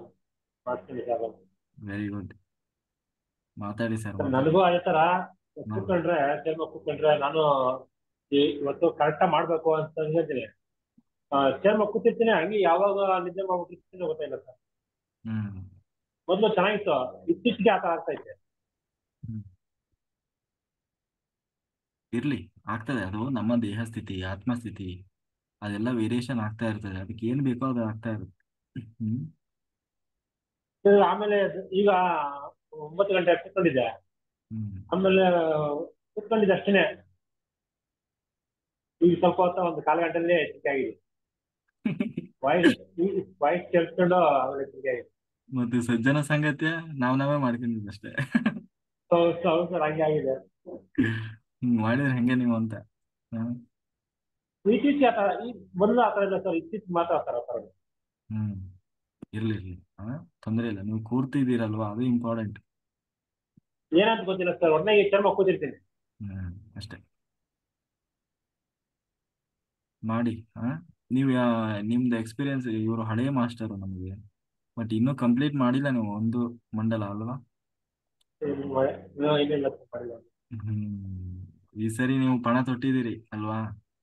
18ನೇ ತಾರೀಕಿಂದ ಮಾಡ್ತಾ ಇದ್ದೀನಿ, ಹಾ, ಮಲಗಿಲ್ಲ 18ನೇ ತಾರೀಕಿಂದ. ಅಷ್ಟೇ ಅಷ್ಟೇ, ನೀವು ಕಂಪ್ಲೀಟ್ ಮಾಡ್ಲೇಬೇಕು. ನಿಮ್ದು ಹಾಸ್ಟೆಲ್ ಸರ್. ಟ್ರಾವೆಲ್ ಆಗ್ತದೆ ಈ 41 ದಿವಸದಲ್ಲಿ. ನೀವು ಪಕ್ಕಾ ಮಾಡಬೇಕು. ಹಾಸ್ಟೆಲ್ ಟ್ರಾವೆಲ್ ಆಗ್ತದೆ ನಿಮ್ಗೆ.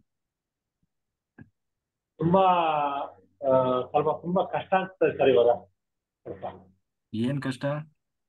ಮನೆ ಕಡೆ ಹ್ಮ್ ಸ್ವಲ್ಪ ಫೈನಾನ್ಷಿಯಲಿ ಎಲ್ಲ ತುಂಬಾ ಕಷ್ಟ ಅನ್ಸ್ತದೆ. ಸ್ವಲ್ಪ ಇದಕ್ಕಿಂತ ಹೆಂಗೆ ಸಾಲ ಆಗುತ್ತೆ, ಹ್ಮ್ ಹೌದು. ಮತ್ತೆ ಕಷ್ಟನೇ ಇದಕ್ಕಿಂತ ಹೆಂಗೆ ಸಾಲ ಆಗುತ್ತೆ. ಮತ್ ಸಾಲ ಆದ್ಮೇಲೆ ಕಷ್ಟ ಹೆಂಗಾಗ್ತದ? ಅಲ್ಲ, ಸ್ಟಾರ್ಟಿಂಗ್ ಅಲ್ಲಿ ಕಷ್ಟ ಅನಿಸ್ತದೆ, ಆಮೇಲೆ ಆಟೋಮೆಟಿಕ್ಲಿ ಹಂಗೆ ಸಾಲ ಆಗ್ಬಿಡುತ್ತೆ. ಕಷ್ಟ ಬರ್ತದೆ, ಯಾರಿಗ್ ಬರಲ್ಲ? ಕಷ್ಟ ಅನ್ನೋದು ಬಂದೇ ಬರ್ತದೆ. ಆದ್ರೆ ಕಷ್ಟಕ್ಕೆ ಪರಿಹಾರ ಅನ್ನೋದು ಮುಖ್ಯ. ಹೌದು ಸರ್. ಹ್ಮ್ ಅದು ಬೇಗ ಸಿಗ್ತದೆ, ಶೀಘ್ರವಾಗಿ ಸಿಗ್ತದೆ. ಕಷ್ಟನೇ ಇಲ್ಲ ಅಂತ ಹೇಳಿ ಯಾರು ಇಲ್ಲ, ಎಲ್ಲರಿಗೂ ಬರ್ತದೆ. ಯಾರು ಪ್ರಧಾನಮಂತ್ರಿಗಳಿಗೆ ಕಷ್ಟ ಇಲ್ಲ? ಹೌದು. ಅಂಬಾನಿಗೆ ಕಷ್ಟ ಇಲ್ಲ? ಎಲ್ಲರಿಗೂ ಯಾರಿಗೆ? ಕಷ್ಟ ಇದೆ. ಅವರಿಗೂ ಚಾಲೆಂಜಸ್ ಗಳಿರ್ತದೆ. ದುಡ್ಡಿದೆ ಅವರಿಗೆ, ಕೋಟ್ಯಾಧಿಪತಿ ಅಂದ್ರು ಅವ್ರೇನೋ ಸುಮ್ಮನೆ ಇರಲಿ, ಎಲ್ಲರಿಗೂ ಚಾಲೆಂಜಸ್ ಅನ್ನೋದು ಇದ್ದೇ ಇರ್ತದೆ. ಅದಕ್ಕೆ ನಾವು ಶೀಘ್ರ ಪರಿಹಾರ ಅನ್ನೋದು ಬಹಳ ಮುಖ್ಯ ಆಗ್ತದೆ. ತೊಂದರೆ ಇಲ್ಲ ಸರ್, ನೀವು ಮಾಡಿ. ನೀವು ಯಾಕೆ, ನೀವು ಈ ಸರಿ ಮಾಡಿ. ಮಾಡ್ತಾ ಇದ್ದೀನಿ ಸರ್, ಮಾಡ್ತೀನಿ ಸರ್. ಚೆನ್ನಾಗಿ 41 ದಿನ ಮಾಡಲೇ ಮಾಡ್ತೀನಿ. ಹೆಂಗಿದ್ದಾರೆ ನಿಮ್ಮ ಮಗ? ಮಗ ಅದೇ ಸರ್, ಒಂದಿನ ಹಂಗೆ ಒಂದಿನ. ಹ್ಮ್ ನೀವು ಚೆನ್ನಾಗಿ ಮಾಡಿದ್ರಿ, ಮಾಡ್ರಿ. ಸರಿ, ಹೋಗ್ತಾರೆ. ಮಂಡಲ ಅಂತ ಮುಗ್ತಾನ ಅಂತ, ಅದಕ್ಕೆ ಸರ್ 15ನೇ ತಾರೀಕಿಂದ ಲೆಕ್ಕ ಹಾಕ್ಕೊಂಡ್ಬಿಟ್ಟಿದ್ದೀನಿ. 18ನೇ ತಾರೀಕು ಅಂದ್ರೆ ಆಯ್ತು, ಇವಾಗ ಒಂದು 10 ದಿವಸ ಆಯ್ತಲ್ಲ, 12 ದಿವಸ. ಹೌದು ಸರ್. ಬಹಳ ಹತ್ರ ಇದೀರಿ, ಮಾಡ್ರಿ. ಓಕೆ, ಮಾತಾಡಿ. ದಿನ ಮಾತಾಡಿ, ಒಂದಿನ ಎಕ್ಸ್ಪೀರಿಯನ್ಸ್ ಶೇರಿಂಗ್ ಮಾಡಿ. ಹಾಂ ಸರ್, ಮಾಡ್ತೀನಿ. ಭಾರತಿ ಮಾಸ್ಟರ್ ಮಾತಾಡಿ. ನಮಸ್ತೆ ಸರ್. ಮಾಸ್ಟರ್ ನಮಸ್ತೆ. ನಮಸ್ತೆ ಸರ್, ನಾ ಕಾಲ್ ಮಾಡಿದ್ದೀರಿ, ನೀವು ರಿಸೀವ್ ಮಾಡಲಿಲ್ಲ. ನೀವು ಮಾಡಿದ್ರೆ ನಾ ಮಾಡೋಕ್ಕಾಗಲಿಲ್ಲ ಸರ್. ನಾನು 3 ದಿನ ಆಯ್ತು ಕಂಟಿನ್ಯೂ ಮೆಡಿಟೇಷನ್ ಮಾಡ್ತಾ ಇದ್ದೀನಿ ಸರ್. ನಾನು ಒಂದು ಚೂರು ನಾನು ಬೆಡ್ ಮೇಲೆ ಮಕ್ಕೊಂಡಿಲ್ಲ ಸರ್. ಮೊದಲು 4 ದಿವಸ ಅಷ್ಟು ಅಷ್ಟು ಹೆಂಗೆ ಆಯ್ತು ಸರ್. ಈಗ 3 ದಿವಸ ಸರ್, ಹಗಲಿ ರಾತ್ರಿ ಏನು ಮಕ್ಕೊಂಡಿಲ್ಲ ಸರ್. ನನಗೆ ನಿದ್ದೆ ಬಂದಾಗ ನಾನು ಕುರ್ಚಿ ಮೇಲೆ ಕುಂತು ಮೆಡಿಟೇಷನ್ ಮಾಡ್ತೀನಿ ಸರ್ ನಾನು. Very good. ಹ್ಞೂ ನೀವು ಸರ್. ಗೆಲ್ತೀರಿ. ಹ್ಞೂ ಸರ್, ಅದಕ್ಕೆ ನಾನು ನಿಮಗೆ ಹೇಳ್ಬೇಕಂತ ಕಾಲ್ ಮಾಡಿದ್ದೆ ಸರ್ ನಾನು. ಆಮೇಲೆ ನಿನ್ನೆ ನಾನು ನಿಮ್ದು 12 ಗಂಟೆಗೆ ಕ್ಲಾಸ್ ಸ್ಟಾರ್ಟ್ ಆತಲ್ರಿ, ಅವಾಗ ಕುಂತೀನಿ ನಾ ಧ್ಯಾನಕ್ಕೆ. ನೀವು ನೀರ್ಲ ಸಂಕಲ್ಪ ಮಾಡಿರಲ್ಲ. ಆಮೇಲೆ ಅದು ಯಾವಾಗ ಮಾರ್ನಿಂಗ್ ಅಂದ್ರೆ ನಿಮ್ದು ಒಂದು 10 ನಿಮಿಷ ಇದ್ರಿ ಸರ್ ಯೋಗ, ಅವಾಗ ಹೆಸರಾಗಿತ್ತು ಸರ್ ನನಗೆ. ಅಲ್ಲಿವರೆಗೆ ನನಗೆ ಹೆಸರೇ ಇಲ್ಲ ಸರ್. ನನಗೆ ನನ್ನ ಫೋನು ಸ್ವಿಚ್ ಆಫ್ ಆಗಿಬಿಟ್ಟೈತ್ರಿ ಸರ್. ಚಾರ್ಜಿಂಗ್ 100% ಮಾಡಿ ಇಟ್ಕೊಂಡಿದ್ದೆ. ಮೊನ್ನೆ ಮಧ್ಯರಾತ್ರಿ ಎಚ್ಚರ ಆದ್ಮೇಲೆ ಎದ್ದು ಕೈಗಾಲು ಮುಖ ತಕೊಂಡು ಫ್ರೆಶ್ ಆಗಿ ಮತ್ತೆ ಜಗಲಿ ಮೇಲೆ ದೀಪ ಹಚ್ಚಿ ಯೂನಿವರ್ಸ್ ಧನ್ಯವಾದ ಹೇಳಿ ಕೂತಿದ್ದೆ. ಇವತ್ತಂತೂ ಅವಾಗ ಎಚ್ಚರ ಆಯ್ತು ಸರ್. ಅದಾದ್ಮೇಲೆ ನಿಮ್ದು ಸ್ವಲ್ಪ ಯೋಗ ಮಾಡಿದೆ ಸರ್ ನಾನು. ಒಂದು 2-3 ಅಷ್ಟು ಮಾಡಿ ಮತ್ತೆ ರಿಲ್ಯಾಕ್ಸ್ ಮಾಡ್ಕೊಳಕ್ ಕೂತೀನಿ ಸರ್ ನಾ ಫುಲ್ ಎಲ್ಲ ತಲೆ ಎಲ್ಲ ಭಾರ ಆಗಿತ್ರಿ ಆ ರಿಲ್ಯಾಕ್ಸ್ ಮಾಡ್ಕೊಂಡು ಕೂತಾಗ ಸರ್ 9:30 ತನಕ ನನಗೆ ಮತ್ತೆ ಹೆಸರೇ ಇಲ್ರಿ ಸರ್. ಹ್ಮ್ ಹ್ಮ್ ನಾನು ನಮ್ ಸರ್ ಕಾಲ್ ಮಾಡೋಣ ಅವಾಗ ನನಗೆ ಎಚ್ಚರಾಗೈತ್ರಿ ಸರ್. ಹ್ಮ್ ಅಲ್ಲಿ ತನಕ ರಿಲ್ಯಾಕ್ಸ್ ಮಾಡ್ಕೊಂಡು ಕೂತೀನಿ ಡೀಪ್ ಆಗಿ ಹೋಗ್ಬಿಟ್ಟೈತಿ ಸರ್ ನನಗೆ. ಆಮೇಲೆ ನೀವು ಎಚ್ಚರ ಆದಾಗ ಎನರ್ಜಿ ಫೀಲ್ ಆಗಿದೆ ಇಲ್ಲ, ಎನರ್ಜಿ ಬಂದಿದೆ ಅಂತ ಅನಿಸ್ತಾ ಇಲ್ಲ? ಹಾ ಗುರ್ತಾಗ್ತೈತಿ ಸರ್ ನಂಗೆ ಎನರ್ಜಿ ಅಂದ್ರೆ ನಾ ಮುಂಚೆ ಎಲ್ಲ 3 ತಾಸು ಮಾಡಿನಲ್ಲ ಸರ್ ನಾನು. ಹ್ಮ್ ಎನರ್ಜಿ ಬಂದಿತ್ತು ಸರ್, ಎನರ್ಜಿ ಇತ್ರಿ ಸರ್, ಹ್ಮ್ ಸಾಕಷ್ಟು ಎನರ್ಜಿ ಇತ್ತು. ಸ್ವಲ್ಪ ವಾಕಿಂಗ್ ಎಲ್ಲ ಮಾಡಿ ಸ್ವಲ್ಪ ಪ್ರಾಣಾಯಾಮ ಮಾಡಿದ್ರಿ, ನೀವು ಮಾಡಿದ್ದು ಎಕ್ಸರ್ಸೈಸ್ ಮಾಡಿದಿರಿ ಸರ್. ಹ್ಮ್ ಆಮೇಲೆ ಮತ್ತೆ ಎಲ್ಲ ಕರೆಕ್ಟ್ ಆಯ್ತು ಸರ್ ಮತ್ತೆ. ಹ್ಮ್ ಹ್ಞೂ ರೀ ತಲೆ ಫುಲ್ ಭಾರ ಆಗಿತ್ತು ಸರ್. ಎನರ್ಜಿ ಅದು. ಹೌದ್ರಿ ಸರ್, ಹೌದ್ರಿ ಅದೆಲ್ಲ ರಿಲ್ಯಾಕ್ಸ್ ಮಾಡ್ಕೊಂಡೆ ಸರ್ ನಾನು. ಹ್ಮ್ ನಂಗೆಲ್ಲ ಲಕ್ಷ್ಮಿ ಅಮ್ಮ ಎಲ್ಲ ಹೇಳತ್ತಿದ್ರಲ್ಲ ಅವಾಗ ಅದು ಮಾಡ್ಬೇಕು ಮಾಡ್ಬೇಕು ಅವ್ರು ಹೇಳಕತ್ತು ಭಾಳ ದಿವಸ ಆಯ್ತು. ಆದ್ರೆ ಈಗ ಅದು 2 ದಿವಸ 3 ದಿವಸನಾಗ ನನಗೆ ಅದ್ರ ಬಗ್ಗೆ ಗೊತ್ತಾಯ್ತು ಸರ್ ನನಗೆ. ಹ್ಮ್ ಒಂದ್ 2 3 4 ದಿವಸ ನಿಮ್ ಜೊತೆ ಪ್ರಾಕ್ಟೀಸ್ ಮಾಡಿನಲ್ಲ ಸರ್ ನಾನು ವಿಡಿಯೋ ಆನ್ ಮಾಡ್ಕೊಂಡು. ಹ್ಮ್ ಮಧ್ಯರಾತ್ರಿ ಎಲ್ಲ ಮಕ್ಕೋತಿದ್ದೆ ಅವಾಗ 2 ತಾಸು. ಈಗ 3 ದಿವಸ ಒಂಚೂರು ನಾನು ಆ, ಇದು ಹಚ್ಚಿಲ್ಲ ಸರ್, ಬಾಡಿ ಟಚ್ ಮಾಡಿಲ್ಲ. Very good. ಹ್ಞೂ ಹ್ಮ್ ಸರ್, ಎನರ್ಜಿ ಐತೆ ಸರ್. ತುಂಬಾ ಧನ್ಯವಾದಗಳು ಸರ್, ತುಂಬಾ ಹೆಲ್ಪ್ ಆಗ್ತಾ ಇದೆ ಸರ್ ಎಲ್ಲರಿಗೂ. ಹೌದು ಮೇಡಮ್, ಹೌದು. ನೀವು ಎನರ್ಜಿ ಐತೆ ಸರ್, ಎಲ್ಲ ಪ್ರತಿಯೊಂದು ಸಂಕಲ್ಪ ಎಲ್ಲ ಮಾಡಿಸ್ತಾ ಇರ್ತೀರಲ್ಲ, ಹ್ಮ್ ಅದು ತುಂಬಾ ಖುಷಿ ಆಗ್ತೈತೆ ಸರ್ ನಮಗೆ. Very good madam. ಹ್ಞೂ ಆಯ್ತು ಸರ್. ಓಕೆ. ಅದು ಡೀಪ್ ಆಗಿ ಹೋಗಿಬಿಟ್ಟೈತೆ ಸರ್ ನನಗೆ. ಹೋಗ್ಲಿ ಮೇಡಮ್, ತೊಂದ್ರೆ ಇಲ್ಲ. ನೀವು ಬೆಳಗ್ಗೆವರೆಗೂ ಕೂರುವುದು ಮುಖ್ಯ ಇವಾಗ. ಆಮೇಲೆ ಅವೇರ್ನೆಸ್ ಅನ್ನೋದು ಬರ್ತದೆ. ಹೌದ್ರಿ ಸರ್, ಹೌದು ಸರ್. ಇಷ್ಟು ದಿವಸ ನೀವು ದೇಹ ಮಲಗಿರ್ತದೆ, ಒಂದೇ ಸಾರಿ ಅದು ಅಡ್ಜಸ್ಟ್ ಆಗೋಲ್ಲ. ಹ್ಮ್ ಇರ್ಲಿ ಸರ್, ನಡೀತೈತ್ರಿ. ನಡೆಯುತ್ತೆ. ಅದು ಕೈ ಕಾಲೆಲ್ಲ ಲಾಕ್ ಐತಿರ್ತೈತಿ ಸರ್ ನಂದು. ಅದು ಮುಖ್ಯ. ದೇಹ ಹಿಂಗೆ ಹೌದು. ಸ್ಟ್ರೈಟ್ ಆಗೇ ಇರ್ಬೇಕು. ಕುತ್ತಿಗೆ ಆ ಕಡೆ ಈ ಕಡೆ ಹೋಗಿರ್ತದೆ, ಹಾ ಕುತ್ತಿಗೆ ಹೋಗಿರ್ತೈತಿ ಸರ್ ನಂದ್ರಿ. ಕೈ ಕಾಲು ಲಾಕ್ ಇರ್ಬೇಕು. ಹಾ ಲಾಕ ಇರ್ತಾವ ಸರ್. ಹ್ಮ್ ಕುತ್ತಿಗೆ ಸ್ವಲ್ಪ ಮುಂದು ಬಾಗಿರ್ತೈತ್ರಿ, ಹಿಂದೂ ಬಾಗಿರ್ತೈತ್ರಿ. ಹ್ಮ್ ನಂಗೆ 3 ತಾಸು ಮೆಡಿಟೇಷನ್ ಮಾಡ್ಕೊಂಡು ಹಂಗಾಗಿರ್ತೈತಿ ಸರ್ ಅವಾಗ. ನಿಮ್ಮ ಮನೆ ಮೇಲೆ ಪಿರಮಿಡ್ ಆಯ್ತಾ? ನಾವು ಪಿರಮಿಡ್ ಕಟ್ತಾ ಇದೀವಿ ಸರ್ ಈಗ. ಹ್ಮ್ ಹ್ಮ್ ಹಾ ಓಕೆ, ಮಾಡಿ ಮತ್ತೆ ಕಟ್ತಾ ಇದೀವಿ ಸರ್. ಓಕೆ. ಆಮೇಲೆ ನೀವು ಹೇಳಿದಾಗ ಬಕೆಟ್ ಅಲ್ಲಿ ಒಂದು ಪಿರಮಿಡ್ ಇಟ್ಟೀನ್ರಿ, ಆಮೇಲೆ ಕುಡಿ ನೀರಲ್ಲಿ ಒಂದು ಹಾಕಿನಿ ಸರ್ ನಾನು. ಹ್ಮ್ ಆ ತಾಮ್ರ ಪಿರಮಿಡ್ ನಮ್ಮ ಮನೆಯಲ್ಲಿ ಇದ್ವಿ ಸರ್, ಚಿಕ್ಕ ಚಿಕ್ಕದ್ರಿ. ನಮ್ಮ ಮನೆ ಕಟ್ಟು ಮುಂದೆ ಕಾಲಮ್, ಪ್ರತಿಯೊಂದು ಕಾಲಮ್ದಾಗ ಪಿರಮಿಡ್ ಹಾಕಿವ್ರಿ ಸರ್ ನಾವು. Very good. ಹ್ಞೂ ರೀ. ಅದು ಸೂಪರ್. ಪಿರಮಿಡ್ ಮಣ್ ತುಂಬ ಎಲ್ಲ ಪಿರಮಿಡ್ ಕ್ರಿಸ್ಟಲ್ ಅದಾವ್ರಿ ಸರ್ ನಮ್ಮ ಮನ್ಯಾಗ. ಪಿರಮಿಡ್ ಮಯ. ಹಾ ಎಲ್ಲ ನಮ್ಮ ಮನ್ಯಾಗೆಲ್ಲ ಧ್ಯಾನ ಕುಟುಂಬ ರೀ ಸರ್ ನಮ್ದು. ಹೌದೌದು. ಎಲ್ಲರೂ ಧ್ಯಾನ ಮಾಡ್ತೀವಿ ಸರ್, ನಮ್ಮ ಯಜಮಾನ್ರು ಮಕ್ಕಳು ಎಲ್ಲರೂ ಮಾಡ್ತೀವಿ. Very good. ನಾವೆಲ್ಲರೂ ಒಂದೇ ದಿನ ಬಂದೀವಿ ಸರ್ ಕುಟುಂಬ ಧ್ಯಾನಕ್ಕೆ ರೀ. Wow, great. ಹ್ಞೂ ರೀ, ಸಸ್ಯಾಹಾರಿ ಕುಟುಂಬ ರೀ ನಮ್ದು. ಎಲ್ಲರೂ 1/1/2021 ಇಡೀ ಫ್ಯಾಮಿಲಿ ಎಲ್ಲ ಒಂದೇ ದಿನ ಸರ್. ನಾವು 1 ತಾಸು ಕೂತೀವಿ ಸರ್ ಸ್ಟಾರ್ಟಿಂಗ್ ರೀ. ಆಮೇಲೆ ನಮ್ದು ಧ್ಯಾನ ಕುಟುಂಬ ರೀ, ಎಲ್ಲರೂ ಧ್ಯಾನ ಮಾಡ್ತೀವಿ, ಧ್ಯಾನ ಪ್ರಚಾರ ಮಾಡ್ತೀವಿ. ಇದಕ್ಕೆ ನಿಮ್ಮ ಮನೆ ಮೇಲೆ ಪಿರಮಿಡ್ ಆಗ್ತಾ ಇದೆ. ಹೌದ್ರಿ ಸರ್, ಹೌದ್ರಿ ಸರ್, ಮಾಡಿ. ಮಾಡ್ತಾ ಇದೀವಿ ಸರ್. ಇನ್ನ ಎಲ್ಲ ಗೋಡೆ ಗಿಡ ಎಲ್ಲ ಕಟ್ಟಿ ರೆಡಿ ಆಗಿ ಸರ್. ಹ್ಮ್ ಇಲ್ಲಿ ಚಳಿಕೆ ರಗವ್ರು ಬರೋರು ಅದಾರ ಸರ್. ಇನ್ನು ಆ್ಯಂಗಲ್ ಎಲ್ಲ ಹಂಚು ಎಲ್ಲ ರೆಡಿ ಮಾಡ್ಯಾರ ಸರ್. ಆಯ್ತು, ಮುಂದೆ ಸಿಗೋಣ. ಕಟ್ತಾ ಇದ್ದೀವಿ. ಸತ್ಯ ಲೋಕದಲ್ಲಿ ಎಲ್ಲರೂ ಸಿಗಿರಿ. ಹ್ಞೂ ಸರ್, ಹ್ಞೂ ಸರ್. ನೋಡ್ರಿ, ಓಕೆ ನಿಮ್ಗೆ ಸರ್. ರಿಸರ್ವೇಶನ್ ಆಗಿದೆ. ಹ್ಞೂ ಸರ್, ಎಲ್ಲ ಕೃಷ್ಣನ ಆಶೀರ್ವಾದ ಸರ್. ಅಷ್ಟೇ ಅಷ್ಟೇ. ಪತ್ರಿದೇವರ ಪ್ರಕೃತಿ ಮಾತೆಯ ಆಶೀರ್ವಾದ ಸರ್. ಹೌದು. ಲೋಕ ಕಲ್ಯಾಣ ಕೆಲಸ ಮಾಡೋದಷ್ಟೇ ಸರ್. ಹ್ಮ್ ಆಯ್ತು ಸರ್, ಅವಕಾಶ ಓಕೆ, ಕೊಟ್ಟಿದ್ದಕ್ಕೆ ಧನ್ಯವಾದಗಳು sir. Thank you. Nagendrappa sir ಮಾತಾಡಿ. Thank you sir. ನಮಸ್ತೆ ಸರ್. ನಮಸ್ತೆ ಸರ್, ತುಂಬಾ ಎನರ್ಜಿ. 9 ಗಂಟೆಗೆ ಕುತ್ಕೊಂಡಿದ್ವಿ, 10:30ವರೆಗೂ ನಮಗೆ ಈ ಕೃಷ್ಣನ ಹುಟ್ಟು ಕೇಳಲೇ ಇಲ್ಲ. ನಾನು ಎಲ್ಲಿ ಕುಂತೇನೋ ಅನ್ನೋದೇ ಗೊತ್ತಾಗಲಿಲ್ಲ, ಅಷ್ಟು ಎನರ್ಜಿ ಸರ್. ತುಂಬಾ ಎನರ್ಜಿ ಇತ್ತು ಸರ್. ಸರ್, ಒಂದು ಅವರವರ ಭವಿಷ್ಯತ್ತು ಅವರವರ ಕೈಯಲ್ಲಿ ಅಂತ ಒಂದು ನುಡಿದೆ, ಮಾತಾಡ್ಲಿ ಸರ್? ಮಾತಾಡಿ. ಪ್ರತಿಯೊಬ್ಬರಿಗೂ ತಮ್ಮ ಭವಿಷ್ಯತ್ತು ಹೇಗಿರುತ್ತದೆಯೋ ಈಗಲೇ ತಿಳಿದುಕೊಳ್ಳಬೇಕೆಂಬ ಕಾತುರವಿರುತ್ತದೆ. ಪ್ರತಿಯೊಬ್ಬರು ತಮ್ಮ ತಮ್ಮ ಭವಿಷ್ಯತ್ತನ್ನು ತಾವೇ ಅರಿತುಕೊಳ್ಳಬೇಕಾದರೆ ಒಂದು ದಿವ್ಯ ಮಾರ್ಗವಿದೆ. ಅದು ಏನೆಂದ್ರೆ, ಯಾರು ಏನನ್ನು ಯಥೇಚ್ಛವಾಗಿ ಇಷ್ಟಪಡುತ್ತಾರೋ ಅದೇ ಆಗುತ್ತಾರೆ, ಅದನ್ನೇ ಅವರು ಪಡೆದುಕೊಳ್ಳುತ್ತಾರೆ. ಕೆಲವರಿಗೆ ಅವರ ಬಯಕೆ ಬೇಗ ಈಡೇರಬಹುದು, ಇನ್ನು ಕೆಲವರಿಗೆ ನಿಧಾನವಾಗಬಹುದು, ಮತ್ತೆ ಕೆಲವರಿಗೆ ಬಹಳ ನಿಧಾನವಾಗಬಹುದು. ಆದರೆ ವರ್ತಮಾನದಲ್ಲಿ ತಮ್ಮ ಯಥೇಚ್ಛವಾದ ಇಷ್ಟ, ಆಸೆ, ಆಸಕ್ತಿ, ಇಚ್ಛೆ ಯಾವುದಾಗಿರುತ್ತದೆಯೋ ಅದೇ ಅವರ ಭವಿಷ್ಯತ್ ಆಗುತ್ತದೆ. ಇದೇ ಅವರವರ ಭವಿಷ್ಯತ್ತನ್ನು ಅವರವರೇ ಅರಿತುಕೊಳ್ಳುವ ಮರ್ಮ. ಆದರೆ ಆ ಇಷ್ಟ, ಆಸೆ, ಆಸಕ್ತಿ, ಇಚ್ಛೆಗಳು ಕೇವಲ ಒಂದು ಕಲ್ಪನೆ, ಒಂದು ಊಹೆ, ಒಂದು ಹಗಲುಕನಸು ಆಗಬಾರದು. ತಮ್ಮ ಯೋಗ್ಯತೆಗೆ ಮೀರಿದ, ತಮ್ಮ ಶಕ್ತಿಗೆ ಮೀರಿದ ಒಂದು ದುರಾಸೆನೂ ಆಗಬಾರದು ಮತ್ತು ಧರ್ಮಕ್ಕೆ ವಿರುದ್ಧವಾದವುಗಳೂ ಆಗಬಾರದು. ಆ ಇಷ್ಟ, ಆಸೆ, ಆಸಕ್ತಿ, ಇಚ್ಛೆಗಳು ಅವರವರ ಶಕ್ತಿ, ಸಾಮರ್ಥ್ಯ ಹಾಗೂ ಯೋಗ್ಯತೆಗಳಿಗೆ ಅನುಗುಣವಾಗಿ ತೀವ್ರವಾಗಿ ಇರಬೇಕು. ಜೊತೆಗೆ ಸತತ ಪ್ರಯತ್ನ, ಸಾಧಿಸಬೇಕೆಂಬ ಹಠ, ಸಾಧಿಸುತ್ತೇನೆಂಬ ದೃಢ ವಿಶ್ವಾಸ ತುಂಬಿರಬೇಕು. ಸದಾ ಅದೇ ಧ್ಯಾನವಾಗಿರಬೇಕು. ಹೀಗಿದ್ದರೆ ಮಾತ್ರವೇ ವರ್ತಮಾನದ ಇಷ್ಟ, ಆಸೆ, ಆಸಕ್ತಿ ಹಾಗೂ ಇಚ್ಛೆಯಂತೆ ಮನುಷ್ಯನ ಭವಿಷ್ಯತ್ತು ರೂಪಿತಗೊಳ್ಳುವುದು. ಅಂದರೆ ಭವಿಷ್ಯತ್ ಎಂಬುದು ರೂಪಿತಗೊಳ್ಳುವುದೇ ಮನುಷ್ಯನ ಇಷ್ಟ, ಆಸೆ, ಆಸಕ್ತಿ ಹಾಗೂ ಇಚ್ಛೆಗಳ ಮೇಲೆ.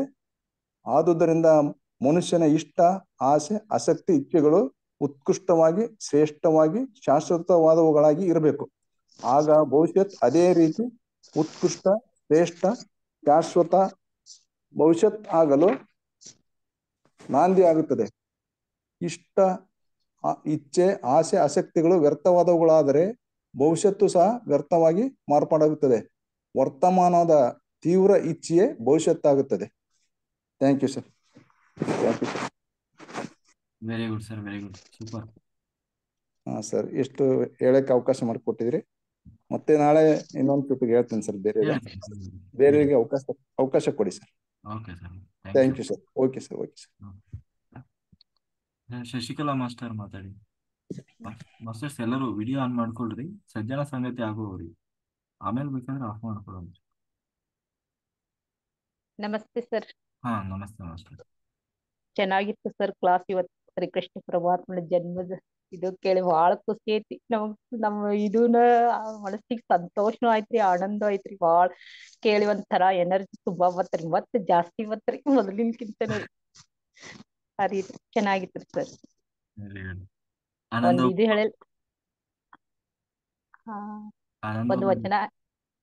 ಒಂದು ವಚನ ಹೇಳಿದ್ರಿ ಸರ್ ಬಸವಣ್ಣ. ಅತ್ತಿತ್ತು ಹೋಗದಂತೆ ಹೆಳವನ ಮಾಡಯ್ಯ ತಂದೆ, ಸುತ್ತಿ ಸುಳಿದು ನೋಡದಂತೆ ಅಂಧಕನ ಮಾಡಯ್ಯ ತಂದೆ, ಮತ್ತೊಂದು ಕೇಳದಂತೆ ಕಿವುಡನ ಮಾಡಯ್ಯ ತಂದೆ, ನಿಮ್ಮ ಶರಣರ ಪಾದವಲ್ಲದೆ ಅನ್ಯ ವಿಷಯ ಕೆಳೆಯದಂತೆ ಇರಿಸು ಕೂಡಲ ಸಂಗಮ ದೇವ. ಸಾರಾಂಶ ಹೇಳ್ತೀನಿ. ತನ್ನ ಮನಸ್ಸು ಅತ್ತಿತ್ತು, ಹತ್ತಿಯ ಹಣ್ಣು ಪಲ್ಲಕ್ಕಿ ಏರಿದಂತೆ, ನಾಯಿಯ ಕೊಂಬೆಯಂತೆ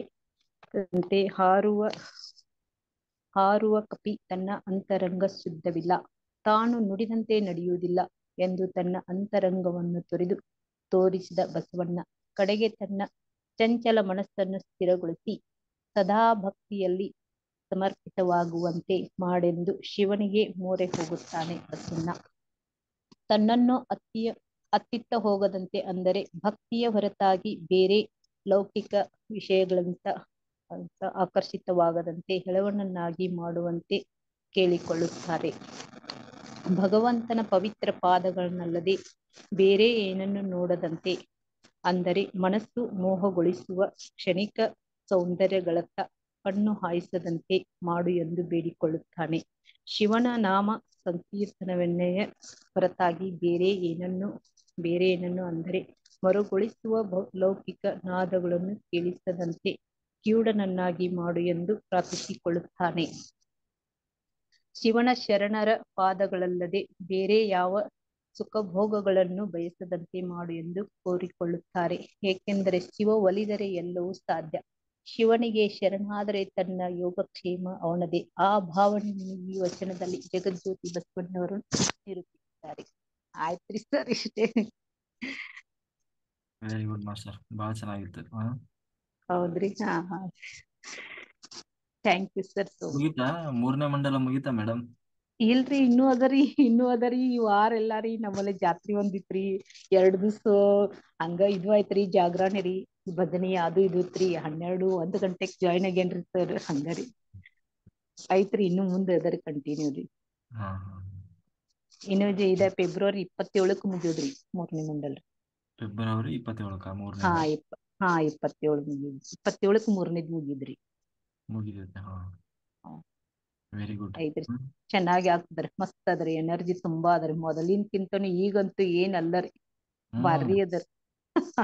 ಮತ್ತ ಹಂಗ ಮನ್ಯಾಗನು ಎಲ್ಲಾ ಅಗ್ದಿ ಖುಷಿ ಐತ್ರಿ ಸರ್. ಏನೆಲ್ಲಾ ಕೆಲಸ ಅಂತೂ ಚೆನ್ನಾಗಿ ನಡೆದಿದಾವ್ ನೋಡ್ರಿ ಸರ್. ಎಲ್ಲಾ ಯಾವ್ದೂ ಅಡೆ ಇಲ್ರಿ. ಮತ್ ಮನ್ಯಾಗ ಒಂಥರ ಹಬ್ಬದ ವಾತಾವರಣ ತರ ಆಗೇತಿ ಈಗ. ಏನ್ ತೊಂದ್ರೆ ಇಲ್ ನೋಡ್ರಿ ಸರ್, ಎಲ್ಲಾ ಭಾರಿ ಅದ್ರಿ. ಮನ್ಯಾವ್ರ ಬಿರಿ, ಹುಡುಗರಿ ಎಲ್ಲಾರಿ, ಎಲ್ಲಾ ಕಡೆಯಿಂದ ಹೇಳುದಂದ್ರ ಒಟ್ಟಾಗಿರಿ ಚೆನ್ನಾಗಿದ್ರಿ. ಆಯ್ತ್ರಿ sir, thank you sir so much. ಎಲ್ಲಾ ನೀವ್ ಹೇಳ್ಕೊಟ್ಟಿದ್ದಕ್ ನೋಡ್ರಿ ಸರ್. ನಾನು ಹೇಳ್ತಿದ್ದಲ್ಲ, ನಿಮ್ಮ ಪ್ರಯತ್ನ. ಆದ್ರೂ ಬಿ ನೀವು ಇದು ಮಾಡಿಸಿದಾಗಲ್ಲಲ್ರಿ, ನಾವಂತೂ ಪ್ರಯತ್ನ ಮಾಡಿದ್ದ ಅದ ಬಿಡ್ರಿ, ಆದ್ರೂ ನೀವು ಇದೆಲ್ಲಾ ನಡೆಸ್ಕೊಟ್ಟಾಗಲ್ರಿ ಸರ್. ಚೆನ್ನಾಗಿದ್ರಿ ಸರ್. ಅದಕ್ಕೆ ನಾವು ಹೇಳೋದು ಎಲ್ಲರೂ ಸದುಪಯೋಗ ಮಾಡ್ಕೊಳ್ಬೇಕು ಅಂತ. ಹೌದೌದ್ರಿ ಅಷ್ಟೇ. Okay master. ಹಾ ಆಯ್ತು, ಥ್ಯಾಂಕ್ ಯು. ಕೊಟ್ಟಿಗೆ ಹೇಗಿದೆ? ದನ ಎಲ್ಲ ಚೆನ್ನಾಗಿದೆ? ಚೆನ್ನಾಗಿ, ಮಸ್ತ್ ಅದ್ರಿ, ಚೆನ್ನಾಗಿದ್ರಿ. ಹಾಲ್ ಈಗ ಬರ್ಪೂರ್ ಅದರಿ. ಈಗ್ರಿ ಹಾಲ್ ತೆಗ್ಯಾಕ್ರಿ ನಮಗ್ ಜಾಸ್ತಿ ಕೈಲೇ ತ್ರಾಸ್ ಆಗಲ್ಲರಿ. ನಮ್ ಮನೆಯವ್ರ ಮಷಿನ್ ತಂದಾರ್ರಿ, ಮಷಿನ್ಲೆ ಚಾಲು ಮಾಡ್ಯಾವ್ರಿ. ಈಗ ಮತ್ ಫ್ರೀ ಆಗ್ಯಾವ್ರಿ. ಒಂದೊಂದ್ ಹೊಸಾದ್ ನಡದದ್ ನೋಡ್ರಿ ಸರ್ ಗುಡಾಕೇಶದಿಂದ. ಅಷ್ಟೇ. ಹೌದ್ರಿ, ಕೊಟ್ಟಿಗೆ ಚೆನ್ನಾಗಿದ್ರಿ ಸರ್, ಮಸ್ತ್ ಅದ, ಏನು ತೊಂದ್ರೆ ಇಲ್ಲ ರೀ ಸರ್. ಮೊದಲಿನ್ಕಿಂತನೂ ಈಗ ಎಲ್ಲಾ ಚಲೋ ಅದ. ರಾತ್ರಿ ಒಂದೊಂದ್ ಅರ್ಧ ಗಂಟೆ ಅಲ್ಲೆಲ್ಲಾರು ಲೈಟ್ ಹಾಕೊಂಡು ಕೊಟ್ಟಿಗೆಲ್ ಕುತ್ಕೊಂಡು ಧ್ಯಾನ ಮಾಡಿ. ರಾತ್ರಿ ರೀ ಹೆದರಿಕ್ರಿ ಸರ್, ಹೊರಗ್ ಬರ್ತದ ತಂದು ಯಜಮಾನನ್ ಕರ್ಕೊಂಡು ಹೋಗ್ರಿ. ಅವ್ರಿ ಏನ್ ಮಲ್ಕೋತಾರ್ರಿ, 12 ಗಂಟೆ ಮಟ್ಟ ಹಚ್ತಾ ಇರ್ತಾರ್ರಿ, ಮಾಡಕ್ ಕುಂತಾರ್ರಿ. 12 ಗಂಟೆಕಂದ್ರ ಮಲ್ಕೊಂಡ್ ಬಿಡ್ತಾರ್ರಿ. ನಡೀತದ ಬಿಡ್ರಿ, ನಾನು ಒಬ್ಬಕ್ನೆ ಕುಂತ್ರಿ ಸರ್. ಒಂದ್ ಸ್ವಲ್ಪ ಮ್ಯಾಲೆಲ್ಲಾ ಹಾಫ್ ಅದರಿ ಗೋಡೆ ರೀ, ಮ್ಯಾಲೆಲ್ಲಾ ಓಪನ್ ಅದರಿ. ಏನ್ ಹೆದ್ರಿಕೆ ಅನ್ಸುದಿಲ್ರಿ, ನಮಗೇನ್ ಆಗುದಿಲ್ರಿ ಖರೆ, ಆದ್ರ ಹೊರಗಿನವ್ರ ಇದು ನೋಡ್ಯಾರಂತಂದ್ ಹೆದ್ರಿಕ್ರಿ. ಇಲ್ಲಾಂದ್ರೆ ಅದೇ ಸ್ಟಾರ್ಟಿಂಗ್ ಮ್ಯೂಸಿಕ್ ಮೆಡಿಟೇಷನ್ ಎಲ್ಲ ಇರ್ತದಲ್ಲ, ಆ ಟೈಮಲ್ಲಿ ಕೂರ್ಬೋದಲ್ಲ, 9 ರಿಂದ 10 ಗಂಟೆ ಎಲ್ಲ ಇರ್ತದೆ. ನಡೀತದ ಬಿಡ್ರಿ, ನೋಡ್ತೇನ್ರಿ, ನಾಳಿಂದ ಇದು ಮಾಡ್ತೇನ್ರಿ. ಹಗ್ಲಿ ಡೇದಾಗ ಕೂಡಿರ್ತೇನ್ರಿ, ಇಲ್ಲಿ ಮನ್ಯಾಗ ಕೂಡ್ರೋದ ಅಲ್ಲೇ ಕೂತಿರ್ತೇನ್ರಿ.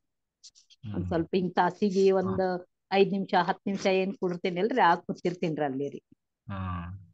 ಚೆನ್ನಾಗಿ ನಡ್ದದ್ರಿ, ಭಾರಿ ಅದರಿ. ಈಗ ಮಸ್ತ್ ಅದರಿ, ಗೊತ್ತಾದದ್ರಿ ಹಸುಗಳಿಂದರಿ ನಮಗ್ ಬಾಳ ಖುಷಿ ಆಗೇತ್ರಿ. ಅದ್ರಿಂದನ ನಮಗೆಲ್ಲಾ ಇದು ಆಗೇತ್ ನೋಡ್ರಿ ಸರ್, ಉಪಯೋಗ್ರಿ. ಚೆನ್ನಾಗೈತಿ, ಥ್ಯಾಂಕ್ ಯು ಸರ್.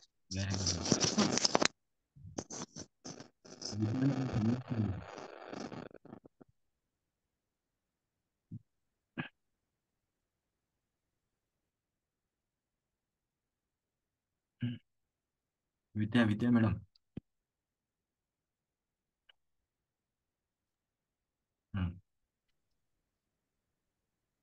ಸರ್, ಗುಡಾಕೇಶ ಮಾಡ್ತಾ ಇರೋದು ತುಂಬಾ ಚೆನ್ನಾಗಿದೆ. ಕೇಳಿಸ್ತಾ ಇದೆ ಸರ್? ಎಸ್ ಮೇಡಮ್, ಹೇಳಿ. ಮತ್ತೊಮ್ಮೆ ನಾನು ಮನೆಯಲ್ಲಿ ನಾನು ಒಬ್ಳೆ ಧ್ಯಾನ ಮಾಡ್ತಾ ಇರೋದು. ಇದರಿಂದ ಮಕ್ಕಳಿಗೋಸ್ಕರ, ಅವರ ವಿದ್ಯಾಭ್ಯಾಸಗೋಸ್ಕರ ಯಾವ ತರ ಉಪಯೋಗ ಆಗುತ್ತೆ ಅಂತ ಒಂದ್ ಸ್ವಲ್ಪ ಹೇಳಿ ಸರ್. ನೀವು ಮಾಡ್ತೀರಲ್ಲ ಮೇಡಮ್, ಮಾಡುವಾಗ ನಿಮ್ಮ ಅದಕ್ಕೆ ನಾನು ಹೇಳೋದು, ಮನೆಯಲ್ಲಿ ಒಬ್ಬರಾದ್ರೂ ಗುಡಾಕೇಶ ಇರಬೇಕು. ಒಬ್ಬರು ಮನೆಯಲ್ಲಿ ಗುಡಾಕೇಶ ಇದ್ರೆ ಇಡೀ ಮನೆ ಉದ್ಧಾರ ಆಗ್ತದೆ. ಆ ಒಂದು ಶಕ್ತಿ, ಎನರ್ಜಿ, ಪ್ರಭಾವ, ಫ್ರೀಕ್ವೆನ್ಸಿ ಎಲ್ಲರಲ್ಲೂ ಅದು ಪ್ರಭಾವ ಬೀರ್ತದೆ. ನಿಮಗ್ ಮಾತ್ರ, ಮಾಡೋರಿಗೆ ಮಾತ್ರ ಒಳ್ಳೇದಾಗ್ತದೆ ಅಂತಲ್ಲ, ಖಂಡಿತ ನಿಮ್ಮ ಮಕ್ಕಳು, ಮನೆಯವರು, ಅಪಮೃತ್ಯುಗಳು ಕೂಡ ತಡೀತದೆ. ಅವ್ರಿಗೆ ಏನಾದ್ರೂ ಅಪಮೃತ್ಯು ಕೂಡ ಇದ್ರೂ ಕೂಡ ತಡೆದು ನಿಲ್ಲಿಸ್ತದೆ. ಅಂದ್ರೆ ನಾವು ದುರ್ಮರಣ ಅಂತೀವಲ್ಲ, ಅದು ಕೂಡ ನಡೆಯೋಲ್ಲ. ಆಕ್ಸಿಡೆಂಟ್ ಆಗೋದಿರ್ಬೋದು, ದೊಡ್ಡ ಏನಾದ್ರೂ ಅಪಘಾತ, ಅನಾಹುತಗಳು ಇರ್ತದಲ್ಲ, ಅಂಥದ್ದು ಕೂಡ ನಡೆಯೋದಕ್ಕೆ ಸಾಧ್ಯ ಇಲ್ಲ ಮನೇಲಿ ಒಬ್ಬರಾದ್ರೂ ಕೂಡ ಇದ್ರೆ. ಅಂದ್ರೆ ಆ ಎನರ್ಜಿ ಅನ್ನೋದು ಹಾಗೆ ಅವರನ್ನ ರಕ್ಷಣೆ ಮಾಡ್ತಾ ಇರ್ತದೆ, ಗುರುಶಕ್ತಿ. ಇದಕ್ಕೆ ಬಹಳಷ್ಟು ಉದಾಹರಣೆ ಜೀವನ ಪರ್ಯಂತ ನಾನು ಮಾಡ್ಬೇಕು ಅನ್ಕೊಂಡಿದ್ದೀನಿ ಸರ್. ಮಾಡಿ ಆಮೇಲೆ ಅದೇ ಖಂಡಿತ ಆಗ್ತದೆ. ಆಮೇಲೆ ನಾವು ಅದೇ ಸಂಕಲ್ಪ ಎಲ್ಲ ಮಾಡಿಸ್ತೀವಲ್ಲ, ವಾಟರ್, ಅದನ್ನ ಎಲ್ಲರೂ ತಗೊಳ್ಳಿ. ಆಮೇಲೆ ಪಿರಮಿಡ್ ವಾಟರ್ ಅನ್ನ ಎಲ್ಲರೂ ಯೂಸ್ ಮಾಡಿ, ಮನೆಯವರೆಲ್ಲ ಕಡ್ಡಾಯವಾಗಿ ಪಿರಮಿಡ್ ತಗೊಂಡಿಲ್ಲ ಸರ್, ನಾನು ಪಿರಮಿಡ್ ತಗೊಂಡಿಲ್ಲ. ತಗೊಳ್ಳಿ, ಇಲ್ಲಿ ಒಬ್ರು ಮಾಸ್ಟರ್ ಕೊಡ್ತಾರೆ, ಅವ್ರ ಹತ್ರ ನೀವು ಬೇಕಾದ್ರೆ ಅವ್ರದ್ದು ನಂಬರ್ ಶೇರ್ ಮಾಡ್ತೀನಿ, ತಗೊಳ್ಳಿ ಎಲ್ಲರೂ. ಆಮೇಲೆ ಅದೇ ಎಲ್ಲರೂ ಕಡ್ಡಾಯವಾಗಿ ನೀವು ಬಳಸಲೇಬೇಕು. ಏನು ಪಿರಮಿಡ್ ವಾಟರ್. ಯಾಕೆ ಪಿರಮಿಡ್ ವಾಟರ್ ಅಂತಂದ್ರೆ ನೀರು ನೀರು ಹಿಂದಿನ ಕಾಲದಲ್ಲಿ ನೀರನ್ನ ಮನೆ ಹತ್ರನೇ ನಾವು ಉಪಯೋಗಿಸ್ತಾ ಇದ್ವಿ. ಅಂದ್ರೆ ಬಾವಿ ನೀರು ಅಂತ ಹೇಳಿ ತಗೊಂತಾ ಇದ್ವಿ. ಅದು ಪೊಲ್ಯೂಟ್ ಆಗ್ತಾ ಇರಲಿಲ್ಲ. ಆದ್ರೆ ಇವಾಗ ಹಾಗಿಲ್ಲ. ಆ ಯಾಕೆ ನೀರನ್ನ ಹಾಗೆ ಮಾಡಬೇಕು ಅಂತಂದ್ರೆ ನೀರಿಗೆ ಆ ಎನರ್ಜಿ ಇರುತ್ತೆ, ಅದರ ಮೂಲ ಎನರ್ಜಿ. ಅದು ಇವಾಗ ನೀರಿಗೆ ಇನ್ನೊಂದು ಏನು ಅಂತಂದ್ರೆ ಅದು ಎಲ್ಲವನ್ನೂ ಏನು ಸ್ವೀಕಾರ ಮಾಡ್ತದೆ. ಅಂದ್ರೆ ಅಟ್ರಾಕ್ಟ್ ಮಾಡುವ ಒಂದು ಶಕ್ತಿ ಇದೆ. ಅಂದ್ರೆ ಥಾಟ್ಸ್ ಅನ್ನ, ಈಗ ಅಲ್ಲಿರುವಂತ ಒಂದು ವೈಬ್ರೇಷನ್ ಅನ್ನ. ಈಗ ನಮ್ಮ ಮನೆಗೆ ಬರುವ ನೀರು ಎಲ್ಲಿಂದ ಬರ್ತದೆ ಯೋಚನೆ ಮಾಡಿದೀವಿ? ಎಲ್ಲೋ ಒಂದು ನದಿಯಿಂದ ಬರ್ತದೆ ಅಲ್ವಾ? ಅದು ಪೈಪ್ ಮೂಲಕ ಬರ್ತದೆ. ವಾಯ್ಸ್ ಬ್ರೇಕ್ ಆಗ್ತಾ ಇದೆ. ನಂದು ವಾಯ್ಸ ಈಗ ಸ್ವಲ್ಪ ನಿಮ್ಗೆ ವಾಯ್ಸ್ ಬ್ರೇಕ್ ಆಗ್ತಾ ಇದೆ. ಇಲ್ಲ ಓಕೆ, ತೊಂದರೆ ಇಲ್ಲ. ಅಂದ್ರೆ ಆ ನೀರು ಏನಾಗ್ತದೆ, ಎಲ್ಲೆಲ್ಲೋ ಹರಿದು ಬರುತ್ತೆ. ಹರಿದು ಬರುವ ಸಮಸ್ಯೆ ಇಲ್ಲ. ಆಮೇಲೆ ಅದು ಪೈಪ್ಗಳ ಮೂಲಕ ಸಿಟಿಗಳ ಒಳಗೆ ಅದೆಲ್ಲೋ ಚರಂಡಿಗಳಲ್ಲೆಲ್ಲ ಎಲ್ಲೆಲ್ಲೋ ಬರ್ತದೆ. ಅವಾಗ ಅಲ್ಲಿರುವಂತ ಎಲ್ಲ ನೆಗೆಟಿವ್ ಥಾಟ್ಸ್, ವೈಬ್ರೇಷನ್ ಎಲ್ಲ ಅದು ತಗೊಂಡು ಬಂದು ಮತ್ತೆ ಅದನ್ನು ಪ್ರೆಸರೈಸ್ ಮಾಡಿದಾಗ ಮತ್ತೆ ಎನರ್ಜಿ ಕಡಿಮೆ ಆಗ್ತದೆ. ಹಾಗೆ ತನ್ನ ಸಂಪೂರ್ಣ ಶಕ್ತಿಯನ್ನು ಕಳ್ಕೊಂಡಿರ್ತದೆ ಆ ನೀರು. ಅದನ್ನ ನಾವು ಪುನಃ ರಿಚಾರ್ಜ್ ಮಾಡಬೇಕು. ಅದು ಹೇಗೆ ಸಾಧ್ಯ ಆಗ್ತದೆ ಅಂದ್ರೆ ಪಿರಮಿಡ್ಗಳ ಮೂಲಕ. ಪಿರಮಿಡ್ ಅನ್ನ ನಾವು ನೀರಿನ ಒಳಗೆ ಮುಳುಗಿಸಿ ಇರೋದ್ರಿಂದ ಆ ಎನರ್ಜಿ ಅನ್ನೋದು, ಕಾಸ್ಮಿಕ್ ಎನರ್ಜಿ ಅನ್ನೋದನ್ನ ಪುನಃ ಅದು ರಿಸೀವ್ ಮಾಡ್ತದೆ. ಅವಾಗ ನೀವು ಅದರಲ್ಲಿ ಸ್ನಾನ ಮಾಡೋದ್ರಿಂದ ನಮ್ಮ ಆಹಾರ ಕ್ಲೀನ್ ಆಗ್ತದೆ. ಬರೀ ನಮ್ಮ ಫಿಸಿಕಲ್ ಬಾಡಿ ಇಲ್ಲ, ಎಥೆರಿಕ್ ಬಾಡಿಗೂ ಕೂಡ ನೀರು ಬೇಕು. ಆಯ್ತಾ? ಅದು ಕೂಡ ಎಲ್ಲವನ್ನ ಅಸೆಪ್ಟ್ ಮಾಡುವಂತಹ ಒಂದು ಶಕ್ತಿ ಇರ್ತದೆ. ಅಂದ್ರೆ ಎಲ್ಲವನ್ನೂ ಅಟ್ರಾಕ್ಟ್ ಮಾಡುವ ಶಕ್ತಿ ನಮ್ಮ ಎರಡನೇ ಶರೀರ, ಭಾವನಾ ಶರೀರ ಅಂತೀವಲ್ಲ ಅದು. ಹಾಗಾಗಿ ಅದು ಅದರಲ್ಲಿ ಅಲ್ಲೇ ಇರೋದು ಆರ. ಅದು ಕ್ಲೀನ್ ಆಗ್ತದೆ, ಪೊಲ್ಯೂಟ್ ಆಗಿರೋದು. ಆಮೇಲೆ ಒಳಗಡೆ ಕುಡಿಯೋದ್ರಿಂದ, ಅಡುಗೆ ಮಾಡೋದ್ರಿಂದ ಅದೆಲ್ಲ ನಮ್ಮಲ್ಲಿ ಒಂದು ಸ್ಪೆಷಲ್ ಎನರ್ಜಿ ಅನ್ನೋದು ಜಾಗೃತ ಆಗ್ತಾ ಹೋಗ್ತದೆ. ಹಂಗಾಗಿ ಕಡ್ಡಾಯವಾಗಿ ಎಲ್ಲರೂ ಧ್ಯಾನದ ಜೊತೆಗೆ ಪಿರಮಿಡ್ ವಾಟರ್ ಅನ್ನ ಬಳಸಲೇಬೇಕು.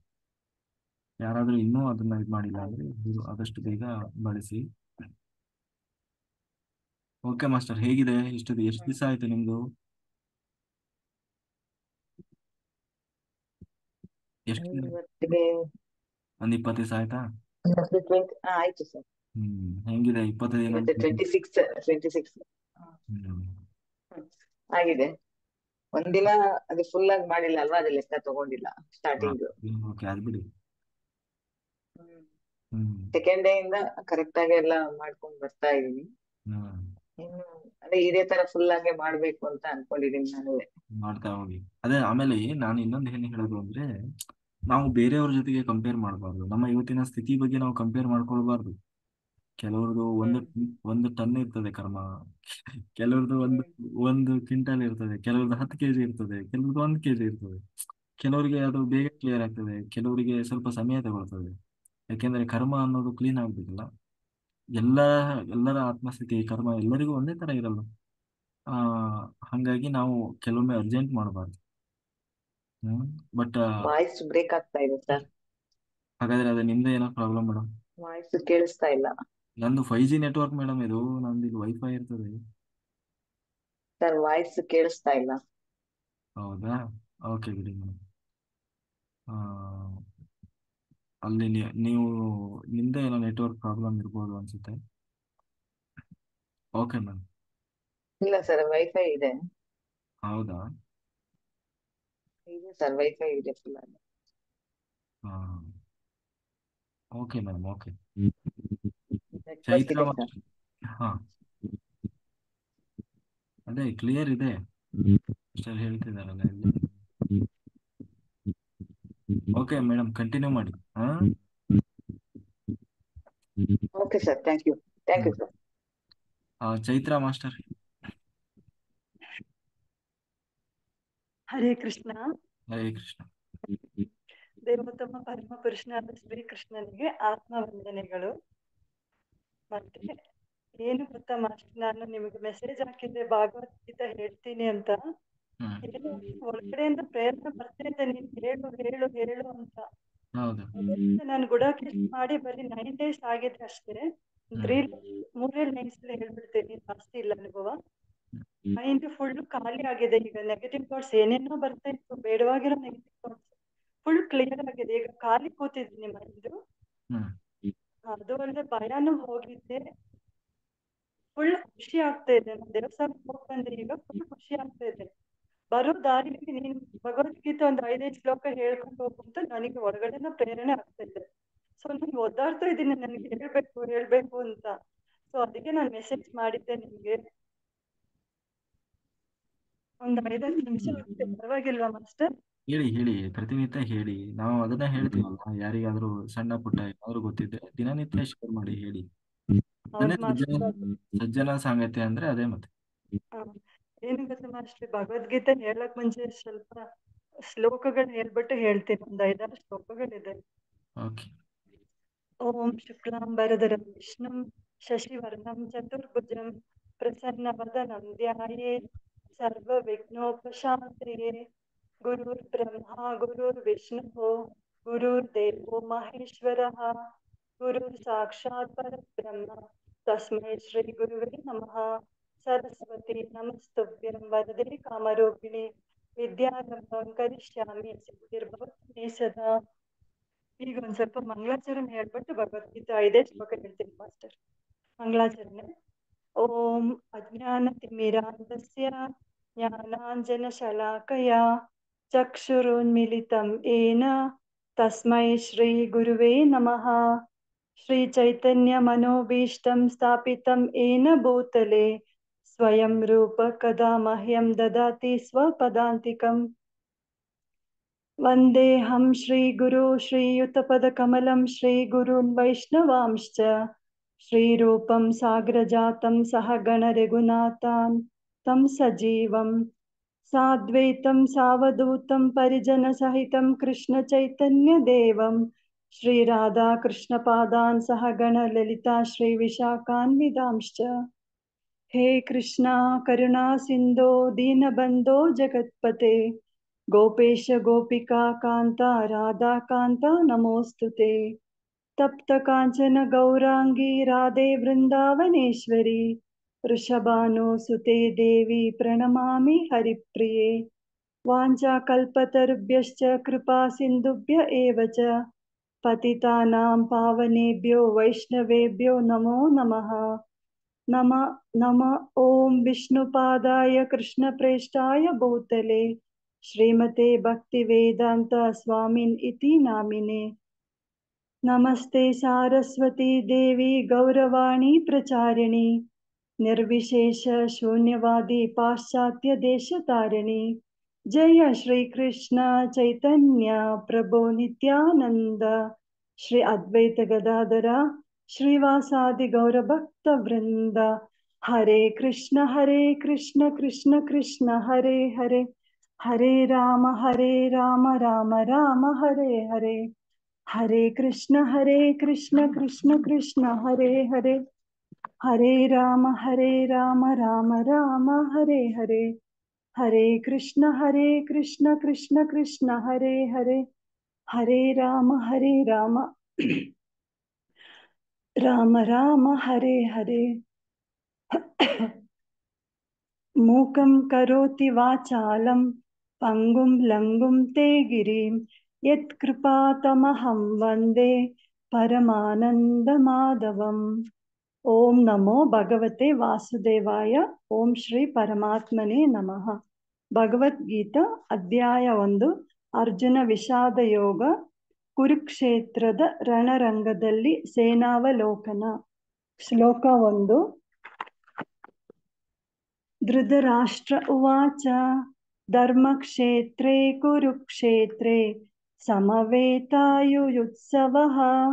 ಮಾಮಕಾಃ ಪಾಂಡವಾಶ್ಚೈವ ಕಿಮಕುರ್ವತ ಸಂಜಯ. ಅನುವಾದ. ಧೃತರಾಷ್ಟ್ರನು ಕೇಳಿದನು, ಹೇ ಸಂಜಯ, ಯುದ್ಧಾಪೇಕ್ಷೆಯಿಂದ ನನ್ನ ಮಕ್ಕಳು ಮತ್ತು ಪಾಂಡವರು ಧರ್ಮಕ್ಷೇತ್ರದಲ್ಲಿ ಸೇರಿದ ನಂತರ ಏನು ಮಾಡಿದರು? ಸಂಜಯ ಉವಾಚ ದೃಷ್ಟ್ವಾ ತು ಪಾಂಡವಾನೀಕಂ ವ್ಯೂಢಂ ದುರ್ಯೋಧನಸ್ತದಾ ಆಚಾರ್ಯಮುಪಸಂಗಮ್ಯ ರಾಜಾವಚನಮಬ್ರವೀತ್. ಅನುವಾದ. ಸಂಜಯನು ಹೇಳಿದ, ರಾಜನೇ, ಪಾಂಡುಪುತ್ರರ ಸೇನಾವ್ಯೂಹವನ್ನು ವೀಕ್ಷಿಸಿ ರಾಜ ದುರ್ಯೋಧನನು ತನ್ನ ಗುರುಗಳ ಬಳಿಗೆ ಹೋಗಿ ಈ ಕೆಳಗಿನ ಮಾತುಗಳನ್ನು ಹೇಳಿದನು. ಪಶ್ಯೇತಾಂ ಪಾಂಡುಪುತ್ರಾಣಾಂ ಮಾಚಾರ್ಯ ಮಹತೀಂ ಚ ವ್ಯೂಢಾಂ ದ್ರುಪದಪುತ್ರೇಣ ತವ ಶಿಷ್ಯೇನ ಧೀಮತ. ಅನುವಾದ. ಆಚಾರ್ಯರೇ, ನಿಮ್ಮ ಚತುರ ಶಿಷ್ಯನಾದ ದೃಪದನ ಮಗನು ಕೌಶಲದಿಂದ ವ್ಯೂಹಾರೋಪವಾಗಿ ರಚಿಸಿರುವ ಈ ಪಾಂಡುಪುತ್ರರ ಸೈನ್ಯವನ್ನು ನೋಡಿ. ಹರೇ ಕೃಷ್ಣ. ನಾಳೆ ಹೇಳ್ತೀನಿ. ಧನ್ಯವಾದಗಳು. ಓಂ ಕಾಯೇನ ವಾಚಾ ಮನಸೇಂದ್ರಿಯ ಬುದ್ಧಿರ್ಮನಸಾ ಪ್ರಕೃತಿ ಸ್ವಭಾವಕರೋಮಿ ಯದ್ಯಚ್ಛಿಕಲಂ ಪರಸ್ಮೈ ನಾರಾಯಣಾಯ ಸಮರ್ಪಯಾಮಿ. ಹರಿ ಓಂ ತತ್ಸತ್. ಸರ್ವಂ ಕೃಷ್ಣಾರ್ಪಣಮಸ್ತು. ಸರ್ವಂ ಕೃಷ್ಣಾರ್ಪಣಮಸ್ತು. Very good. ಇದಕ್ಕೆ ಕೋಟಿ ಕೋಟಿ ಕೋಟಿ ಆತ್ಮ ಪ್ರಣಾಮಗಳು ನಮ್ಮ ಪ್ರೀತಿಯ ಕೃಷ್ಣನಿಗೆ. ಸೂಪರ್. Very good. ಕೃಷ್ಣನಿಗೆ ನನಗೆ ಒಂದು ಅಕ್ಷರ ಬರೋದಿಲ್ಲ ನನಗೆ ಓದಕ್ಕೆ, ಬಟ್ ಭಗವದ್ಗೀತೆ ಮಾತ್ರ ನನಗೆ ಓದಕ್ಕೆ ಪರಮಾತ್ಮ ನನಗೆ ಅವಕಾಶ ಕೊಟ್ಟಿದ್ದಾರೆ. ನಿಜ ಹೇಳ್ತೀನಿ, ಒಂದು ಸ್ವಲ್ಪ ತಗೊಳ್ತಾ ಇದ್ದೀನಿ ಓದಕ್ಕೆ. ಸೊ ಭಗವಂತನ ಕೃಪೆಯಿಂದ ಭಗವದ್ಗೀತೆ ಓದಕ್ಕಾಗುತ್ತೆ ಮಾಸ್ಟರ್ ನನಗೆ. Thank you so much. Thank you universe. Thank you Krishna.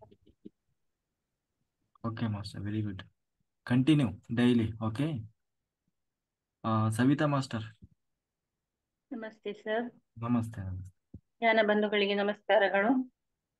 ಮಂಕುತಿಮ್ಮನ ಕಗ್ಗ. ಆಗುಂಬೆಯ ಸಮಯ ದ್ರೋಣ ಪರ್ವತದುದಯ ತ್ಯಾಗರಾಜರ ಗಾನ ವಾಲ್ಮೀಕಿ ಕವನ. ಆಗುಂಬೆಯ ಸಮಯ ದ್ರೋಣ ಪರ್ವತದುದಯ ತ್ಯಾಗರಾಜರ ಗಾನ ವಾಲ್ಮೀಕಿ ಕವನ. ಆಗಿಸುವೆ ತಾವಿವೆಂ ಮಂತರಂಗದಿ ಸತ್ಯ ಯೋಗ ಪುಲಕಾಂಕುರವ ಮಂಕುತಿಮ್ಮ. ಆಗಿಸುವವೆ ತಾವಿವೆಂ ಮಂತರಂಗದಿ ಸತ್ಯ ಯೋಗ ಪುಲಕಾಂಕುರವ ಮಂಕುತಿಮ್ಮ. ಆಗುಂಬೆಯಲ್ಲಿ ಕಾಣುವ ಸೂರ್ಯನ ಅಸ್ತಮಾನ, ದ್ರೋಣ ಪರ್ವತದ ಮೇಲಿಂದ ಕಾಣುವ ರವಿಯ ಉದಯ ಕಿರಣಗಳು, ತ್ಯಾಗರಾಜರ ಸೊಗಸಾದ ಕೃತಿಗಳ ಕೇಳುವಿಕೆ, ವಾಲ್ಮೀಕಿಯು ಬರೆದಿರುವ ರಾಮಾಯಣದ ಶ್ಲೋಕಗಳು, ಇವುಗಳೆಲ್ಲವೂ ನಮ್ಮ ಅಂತರಂಗದಲ್ಲಿ ನಿಜ ಪ್ರಾಪ್ತಿಯಿಂದ ಕೂಡಿದ ರೋಮಾಂಚನವನ್ನು ಉಂಟು ಮಾಡುತ್ತವೆ.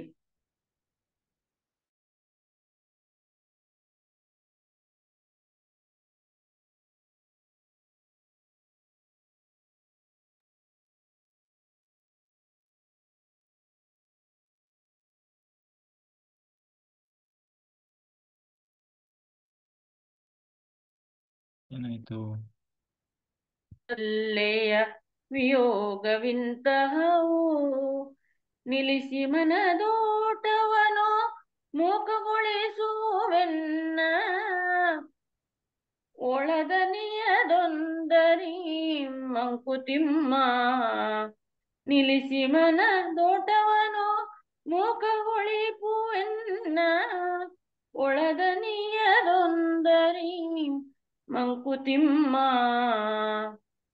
ಬೆಟ್ಟ ಮತ್ತು ಗುಡ್ಡ, ಇವುಗಳ ಮಧ್ಯೆ ಕಣಿವೆಗಳು, ಇವುಗಳ ನೋಟ ನಿಸರ್ಗದ ಕೋಪ ಎಂದು ತೋರುವ ಮಳೆ, ಮಿಂಚು ಮತ್ತು ಗುಡುಗುಗಳು, ಸ್ನೇಹಿತರ ಪ್ರೀತಿ, ವಾತ್ಸಲ್ಯ, ಪ್ರಿಯತಮೆಯ ಅಗಲಿಕೆ, ಈ ವಿಶೇಷಗಳು ನಮ್ಮ ಮನಸ್ಸಿನ ಓಟವನ್ನು ನಿಲ್ಲಿಸಿ ನನ್ನ ಒಳದನಿಯೊಂದರಿಂದ ನನ್ನನ್ನು ಮುಖಗೊಳಿಸುತ್ತಿದೆ. Very good master, very good. Thank you madam.